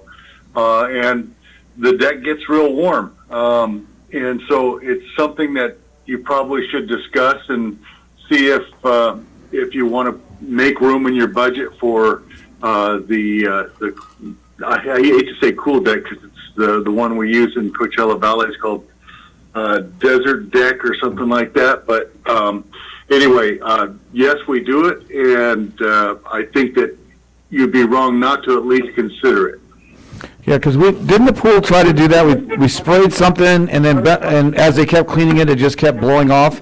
So Carrie? we currently have textured concrete. So when you spray it off, due to the heat and the moisture It just- exposure to the elements, it does chip Yeah. off. Yeah, Now, that's so- the issue that we've had. It's become a slippery surface. There's lots of cracks, things of that nature, so. So Ken, this stuff will, as they clean it, isn't going to just separate and blow off the surface, correct? Usually when they put a topping on a concrete deck, the topping does not last as long as a concrete deck would. And so it does require maintenance and repair from time to time. And one of the problems with that decking topping is that it tends to weather over time, so that when you go back to make patches in it over 8, 9, 10 years from now, it doesn't look like the same stuff you put down, because the stuff you're putting down is brand new, and the stuff that is putting next to it that hasn't peeled off, it's now weathered and the UV rays have broken down the color, and so it doesn't grow old as gracefully as I think the people in that industry would like it to. Right, but you're saying this cool deck or desert deck, what you're saying won't do that? Yeah, a regular concrete deck typically doesn't spall like that if it's done correctly, medium broom finish, but it is a lot hotter to the touch in the summertime because there's not that insulating epoxy covering that they put in the deck topping. Yeah. No, that's why I don't like these Zoom things. It's hard for me to explain. In other words, this $90,000 that's proposed is going to be a quality deck that is going to be worth the money if we put it down. That's what I'm asking you as the pool designer. Well, I'd certainly say that it would be worth the money just because the summertime in 29 Palms is so harsh with regards to temperatures getting to 120 degrees that it would make the deck a lot more comfortable place to be on. Are we going to get the longevity that we're looking for?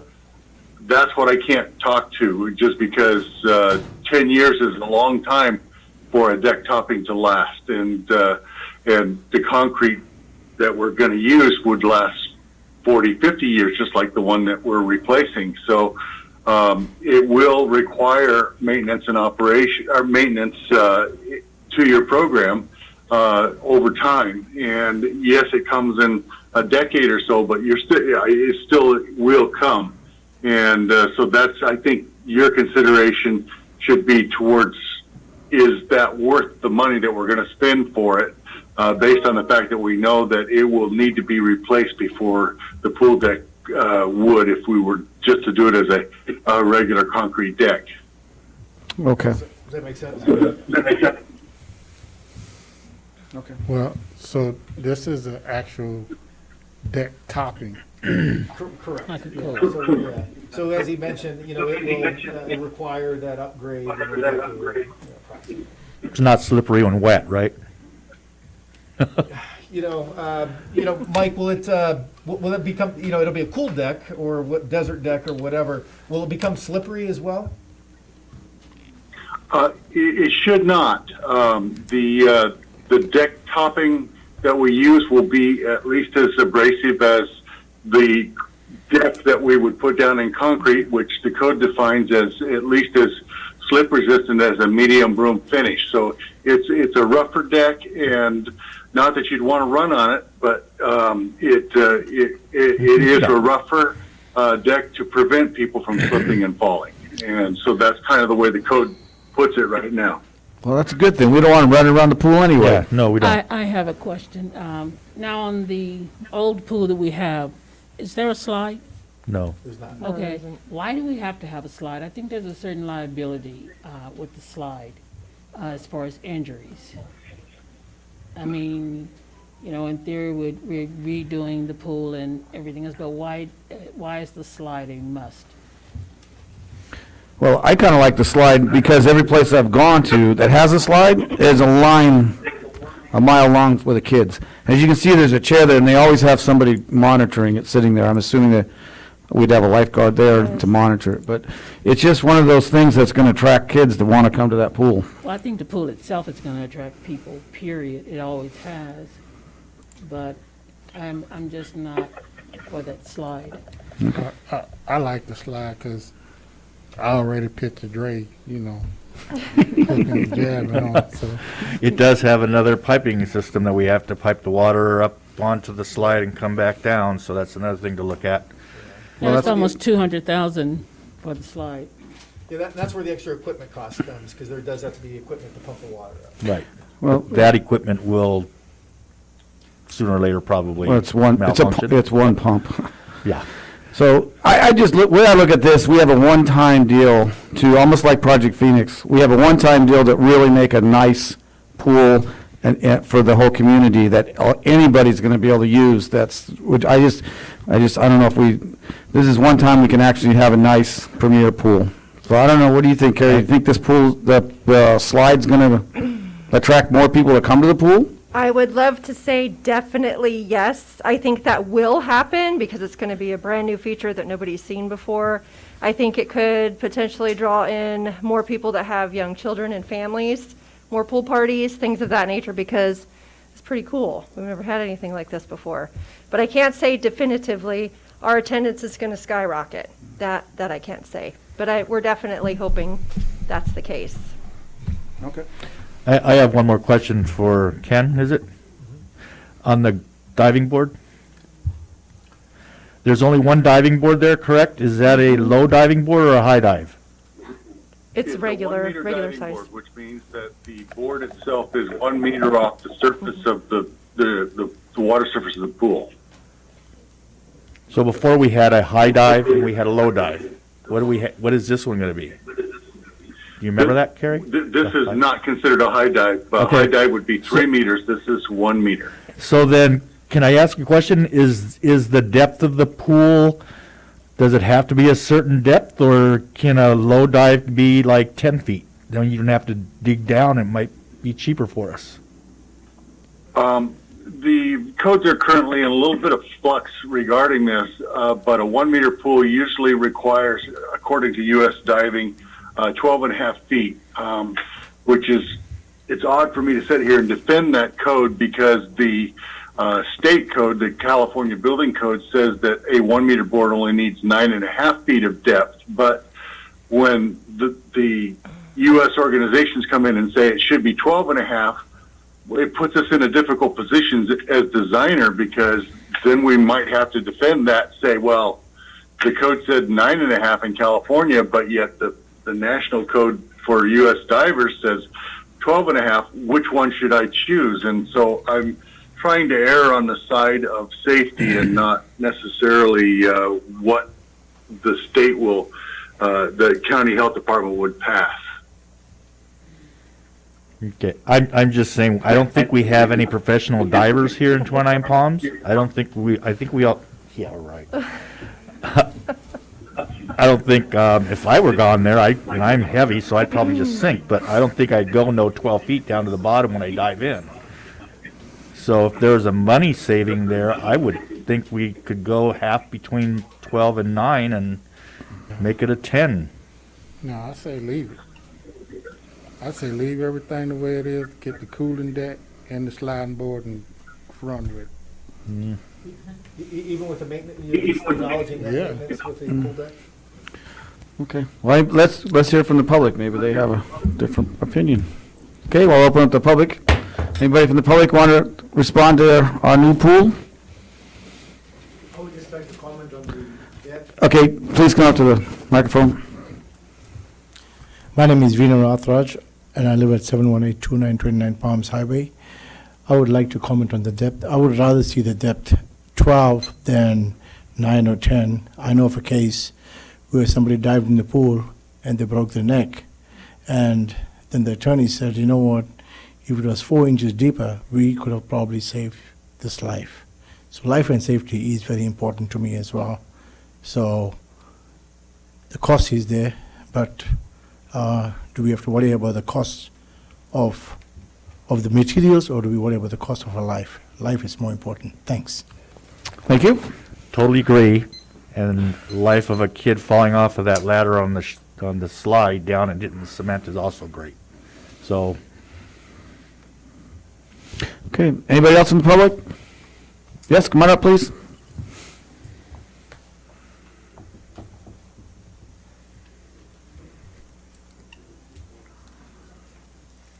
I'm Lashara Maya. How much is the cost of the pool without that slide? It's $185,000 increase The pool increases at $185,000? for the slide, yeah. So I'll speak for myself. I would take my daughter to the pool with or without the slide. For the slide, is there an age limit to get on the slide? Will adults be able to get on the slide as well? Mike, is there a weight limit on the slide? Probably a weight limit, I would assume. Ken, I'm sorry. Ken, is there a weight limit on the slide? Oh, not really. I'm a big boy myself. I'm 6.5 feet tall, and I've gone down them. So I know that there probably is a weight limit, but I don't believe that that I've never heard any of the slide manufacturers say that they have a weight limit per se. Although I know that the rules of the slide says that only one person goes down at a time, and I'm assuming that the reason they say that is because 2 people would exceed the weight limit, and so I think the 1-person limit is the way they get around the weight limit, or without addressing the weight limit. So yeah, I think there is a weight limit, but I think that it's over 300 pounds because that's my size. And I don't have any trouble going down them at that size. So, this slide, I selected it just because it's kind of in between that little dry slide. This one actually has a pump that supports it and has a water flow that's much greater than the water flow we're turning the pool over with. So it has a fairly large pump. And it's the pump itself that controls the speed of the slide. So the more water you put in the slide is actually an inverse relationship to one that's just slippery and wet, because you'd go a lot faster. But the water flowing in the flume actually slows the person down and makes it a more enjoyable and safer ride. So once again, I feel like I've erred on the side of safety, because this would be a slide that all the people that want to participate in this pool could feel comfortable in going down, and it would be fun for them. What's the average cost of a pump when it needs to be replaced for the slide, if you know it? How much is the pump to be replaced? A pump is usually about $750 a horsepower, and this would be about a 10 to 15 horsepower pump, as opposed to the one that does the pool, which is somewhere between 3 and 5 horses. So it just kind of depends on what we settle in on as to how many gallons a minute it's going to pump. But I think that you could pretty much guess that it would be about 10 grand to replace this pump. How often do pumps go out?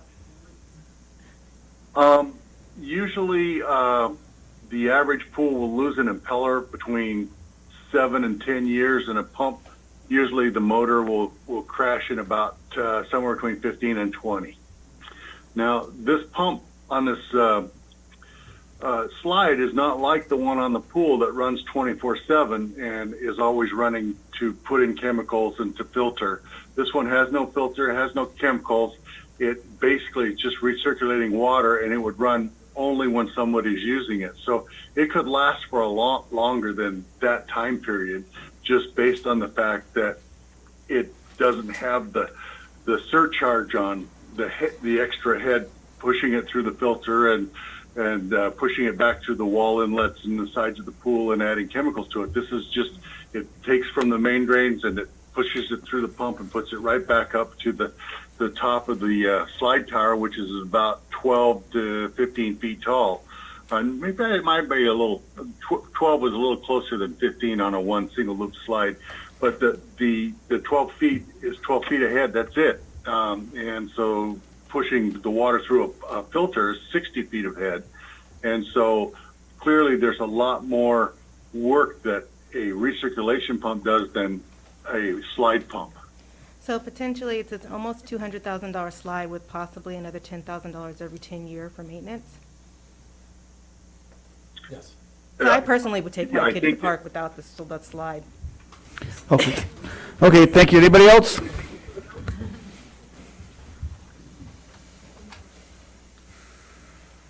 My name is Irene Beard, and for years I have participated with the local Twin Palm swim team.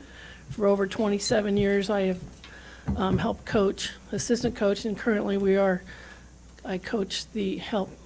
I'm assistant coach for the Twin Palms High School swim team. And I just have a couple questions about the competitive portion of the pool. What's the depth of the water in the shallow end? Mike, what's the depth of the water in the shallow end? Or Mike, Ken, sorry. Yeah, it's 3.5 feet, and at the slide and at the bottom of the steps, it goes to 3.5 feet. And that's essentially so this will not be a special use pool, and it can be used for Parks and Recreation as well as CIF competitive use for the high school. Well, according to USA Swimming, we cannot do flip turns in water that is less than 4 feet in depth. And if this is going to be a competitive pool, then the depth of the shallow end would need to be increased to accommodate our competition. What is the pool now? Well, it's like 3.5, close to 4. I mean, we put more water in it to make it so it looks like it's 4 feet, but. Well, I can certainly make the water a little deeper than 3.5 feet. Because I have 3.5 feet on the steps. And so we've solved the problem of it being a special use pool. So if you want the flip turn in to be 4 feet deep, I don't have a problem with that. There'll be a cost impact, correct? I don't, the costs that I've given you are preliminary costs, but they have more to do with the square footage of the pool than they do with the depth of the pool. And so I can't really say that it will be a significant cost impact to make it 6 inches deeper on the flip turn end, which is the shallow end of the pool. And the other question I have too is the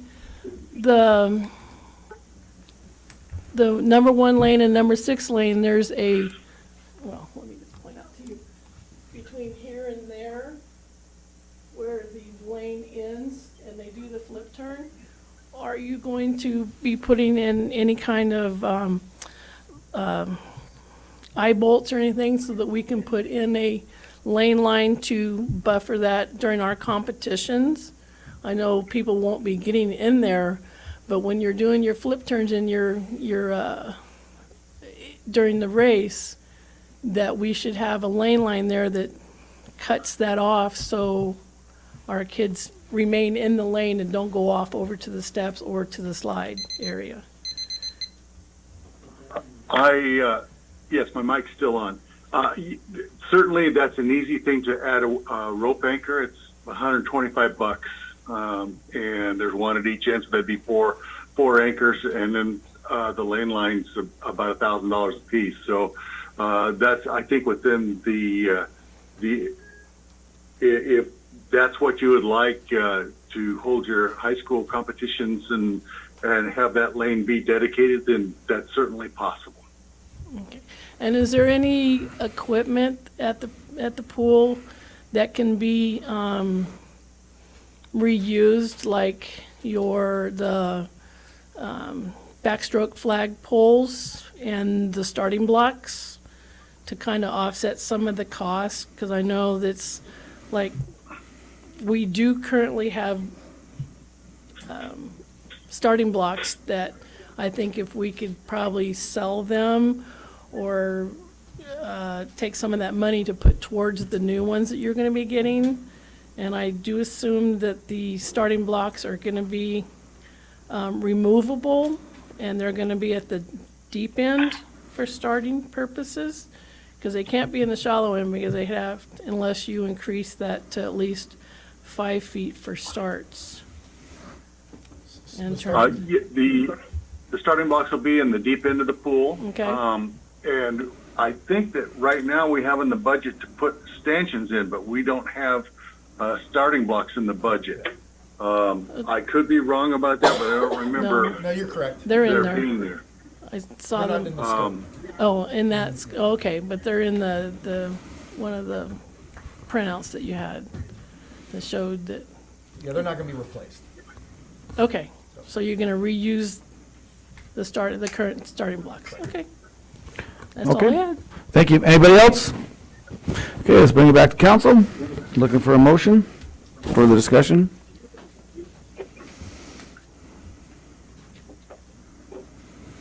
And so the layout, just so you're aware, so the only additional recommendation, if you approve the layout, is to add the cool deck, which is not part of the layout. So that's really the only addition to what you see. Only yeah, because I thought we already approved the slide. No. Or we just talked Yeah, about it? 'cause so what we have been staff has been working with is what the current pool is. So this is an addition. So although I've been talking to you individually on it, there wasn't any really formal discussion on it, which is tonight. So we incorporated in it. So this is the layout, if you approve it. The only addition to what you see right now would be the cool deck, and because that's not as part of the layout. Okay, so in the motion, do we have to say add the slide and the cool deck?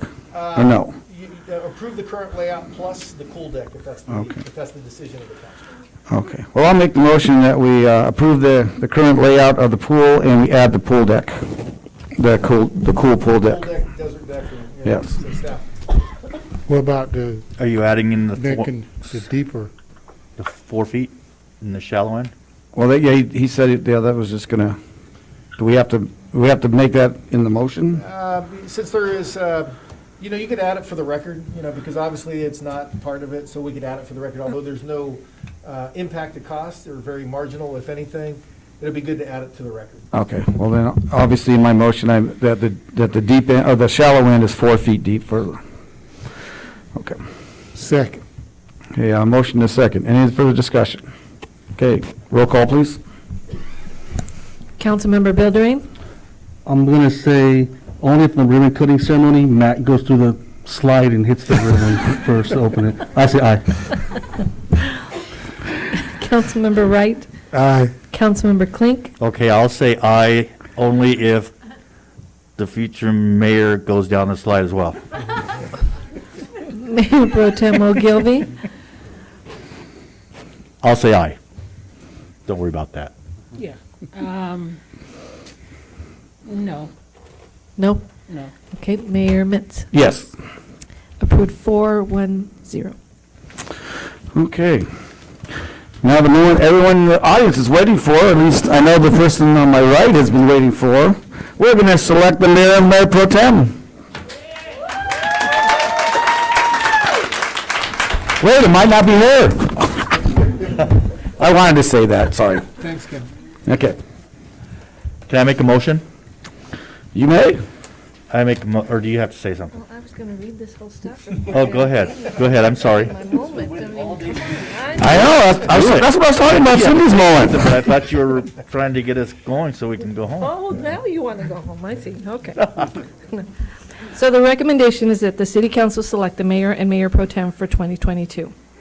When the city incorporated in November of 1987, the original city council developed a selection procedure for the mayor and mayor pro tem that would provide stability to the city council and allow for orderly succession. That procedure is nominations are made for the mayor position, and then if there's only one nomination, we do a roll call vote. If there's more than one, then we do each one individually, and the same thing goes for the mayor pro tem. Now, the succession is as follows. It's based on votes on election, so mayor pro tem currently is, the mayor would be Mayor Pro Tem Ogilvy, and then the next person in line would be Councilmember Wright. So we will go ahead and ask for nominations for the position of mayor at this time. I will make a nomination for, drum roll, Carmelette Ogilvy. Are there any additional nominations? Seeing none, roll call vote. Councilmember Bilderrain? Enthusiastically, aye. Councilmember Wright? Aye. Councilmember Clink? Aye. Yes. Mayor Pro Tem Ogilvy? And Mayor Mintz? Yes. So the new mayor is Mayor Carmelette Ogilvy.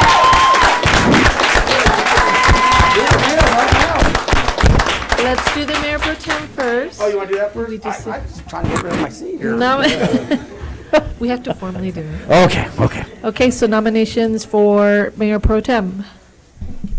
I nominate MacArthur Wright. Second.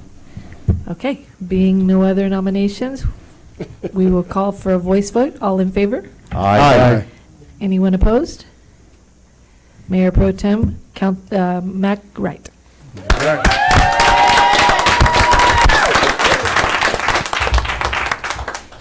If you want to just slide over one? Yeah. You want to slide over one? Oh, I got him. You're the front person. You got to sit here first. You're supposed to come over here, you're supposed to go over there, and Next meeting, yes. Oh, turn that page over, you got more to read. No, flip it, just. Mayor Ogilvy, do you have any words to say prior to the meeting continuing? Yes, I do. We still gotta do the public hearing. Okay, so am I doing the public hearing after I? No, you can speak, you're the mayor, you do everything you want. You can do whatever you want. I can do whatever I want. Cool.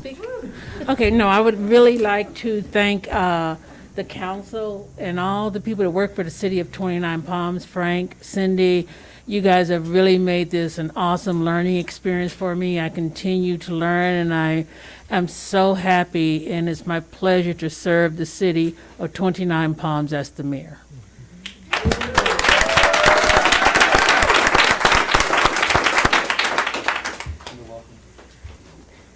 Okay, now you can proceed with the meeting. Future council. No. Future council Future initiated. council initiated items. All right, future council initiated items. Public comments. This is the time. I'm sorry? She's trying to go. She's trying to get us out of here early. I like her style. Yeah. Okay, You're good. I am so sorry. Yes. Are there any? Yes, and we do. No, are No, there any us. council initiated items? So I'll go ahead and do it, I'll go ahead and do it, Mayor. Thank you. When she was reading this of how the mayor goes in session with votes, we are now at a position where we are now districted.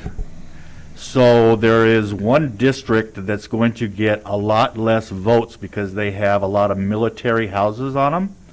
So I really and truly feel that given that we should just eliminate the way we have done it and just go by a 5-man, whoever they want as mayor, instead of going by 1, 2, So every not year. succession, but just Right. vote. So you want to discuss it for a future agenda? item? Yes, please, if we can. I'll second it. Okay, All right, that's all, Mayor, for me. okay. Anyone else? Okay, then public? Comments.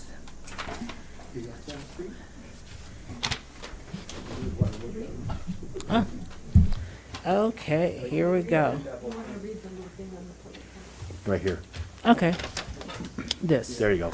This is a time for the public to address the city council on issues within the jurisdiction of the city council that are not on this agenda. All comments are to be directed to the city council and shall not consist of any personal attacks. Members of the public are expected to maintain a professional, courteous decorum during their comments.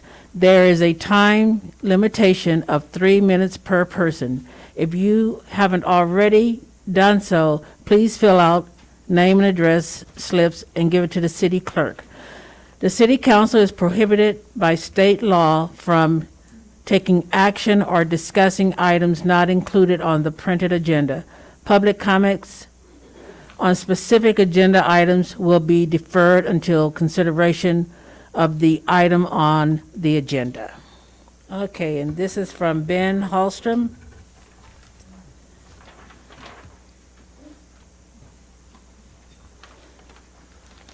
Good evening. I live in Desert Heights. I've been a resident at the same location since 1999.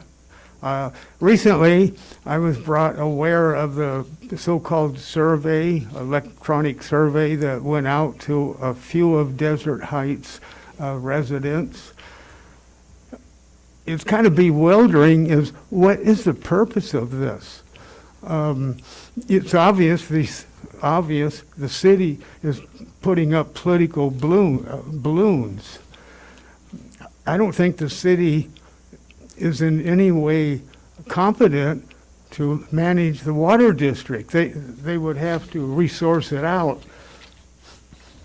The logical water district to resource that out would be the High Desert Water District.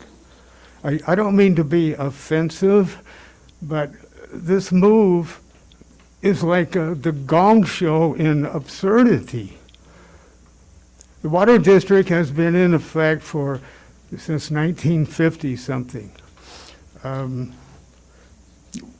What is the motive for this? That's what I am concerned with, and other Desert Heights residents. The city would have to, this could go on for a few years. The city would have to annex Desert Heights. That didn't go over very well in Yucca Valley. It was unanimously turned down. So I'm assuming the city has some motive for doing this. One of the motives could be to take charge of the aquifer, take charge of our wells, which serve all of us out here. There's an old adage, if it ain't broke, don't fix it.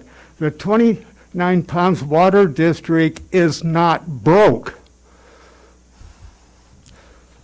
Climatologists tell us that we are in for some severe water shortages. They also tell us that the snowpack is not going to be available in the years to come. And if so, it'll be very light in parts of the Sierra Nevadas. High Desert Water District, looking down the future, they are in trouble. Their water rates in time are going to be sky high. They mix their water with water that is below standard. And then, it's mixed with good water, so it's okay water.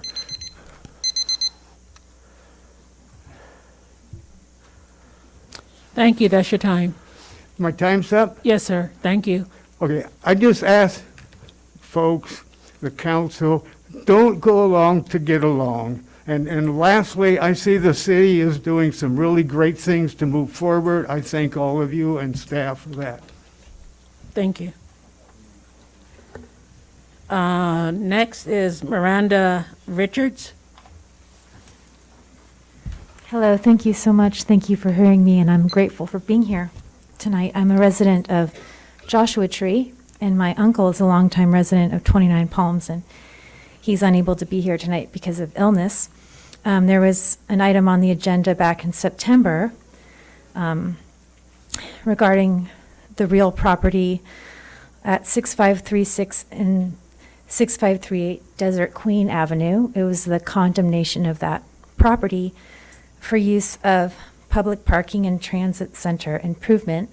And I guess I'm just wondering if there's any proposed like sketches or plans for that area, because I have a love for historic architecture also, and am hoping to preserve some of the historic buildings in the 29 Palms area, one of which this would be considered this building, 1942. The current property owner, it looks like the property was assessed at $10,000, which seems quite low. So I'm not sure if that's a mistake or if the city would be willing to offer him higher. This is a map of just the parking area, the properties that were going to be considered for acquisition of the parking and transit expansion, and this is on top of the Phoenix project parking and already large plot of land and tracts that are being purchased for that use. So moving right along, I don't want to take up too much time. I just had some photos. Like this is the existing parking lot between Desert Queen and Tamarisk. I don't have obviously a slide presentation, but you can see this is just an empty lot that's already paved, and this is on top of what is already being considered for the Phoenix project. So this is quite a large area of parking. I'm sure you guys are well aware of these areas in the city. This is the land behind 6536 Desert Queen, which is a historic adobe structure. And there's quite a bit of land in this area also. And this would be a photo that I got of another beautiful historic adobe that's been renovated in the Smoke Tree area. And these are the before and afters of what these properties can look like if they are renovated to historic standards, which include tile roofs and proper windows and doors.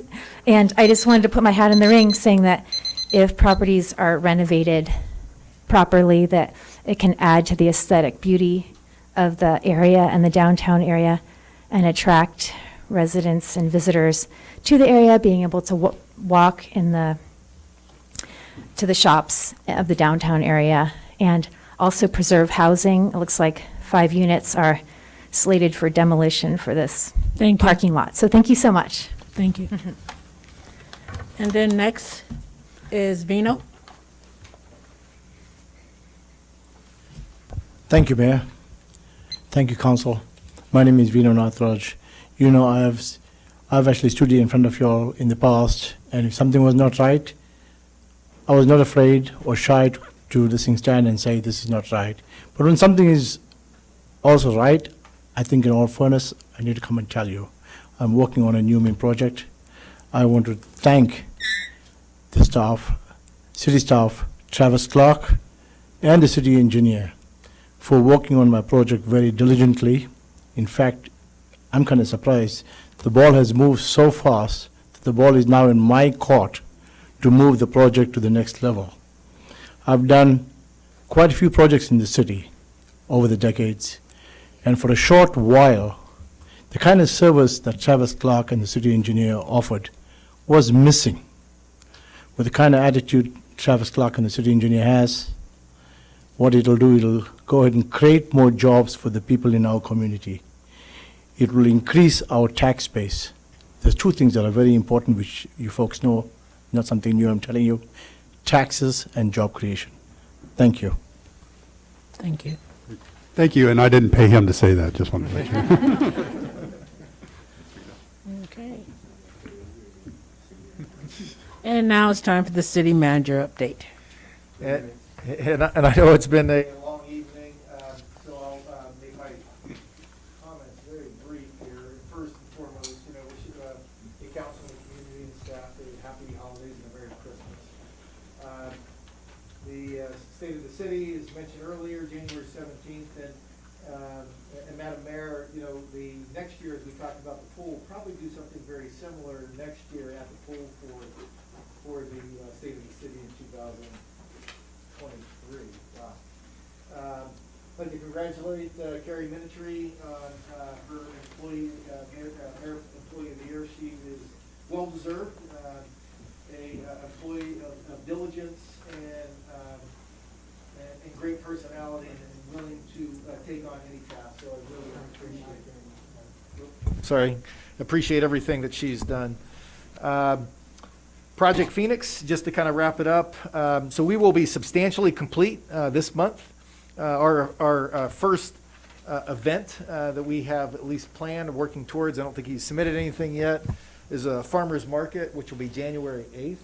Has he submitted anything yet? Not yet. That is what the plan is for the first event within Project Phoenix. So that will be an exciting, as everybody can see, they are texturing the buildings, the sites, about complete. You know, I think the next probably thing from the site, which probably be into the new year, will be the lighting. The buildings, the visitor center, this month will be complete. The community center will take next month, and I know we're working with recreations. I know Carrie is anxiously awaiting to get into the building, and I know talking to Councilmember Bilderrain about it and all the council members about the basketball season. So I know folks are anxious and eager to get into the building. So anyway, as I said, I was going to be brief, and I'll shut up. Madam Mayor, don't forget the Christmas tree, the live one. Yeah, so next year, what staff is starting to talk about for next year is, you know, the plaza within Project Phoenix, to do something more dramatic than it currently is now. Live tree, bigger tree, whatever it may be. We'll definitely work through that, you know, with the council and have something grand next year. Okay. I do have a question. When is the one that has Caltrans said when they're going to start the light there at the crosswalk? No, they, they were waiting. Oh gosh, they're waiting for a part to come. Everything is blamed on COVID with the supply chain issue, and I can't remember exactly what the component is they're waiting for. All the structure is up. You know, I think it's energized already, but there was one component they're waiting for. I'll have to bring that back or let the council know when it is coming. It should be soon because it's there. The side, the lights on the side are working. So if you hit the button, the side lights go on, but the overhead does not. So there is a component still there. Okay. And I know they can't blame COVID on getting those stop and go lights synchronized. Yeah, they have, they were recently at our Rotary Club meeting, and they have acknowledged that, and they're working on, it's up and down the basin, that they're not synchronized, and it's on their schedule to get them all synchronized. They didn't give me a time frame on it, but they are aware, and I don't know if they're waiting for the entire project to be complete before they synchronize it, but it is on their schedule. Anything else? So, this meeting is adjourned.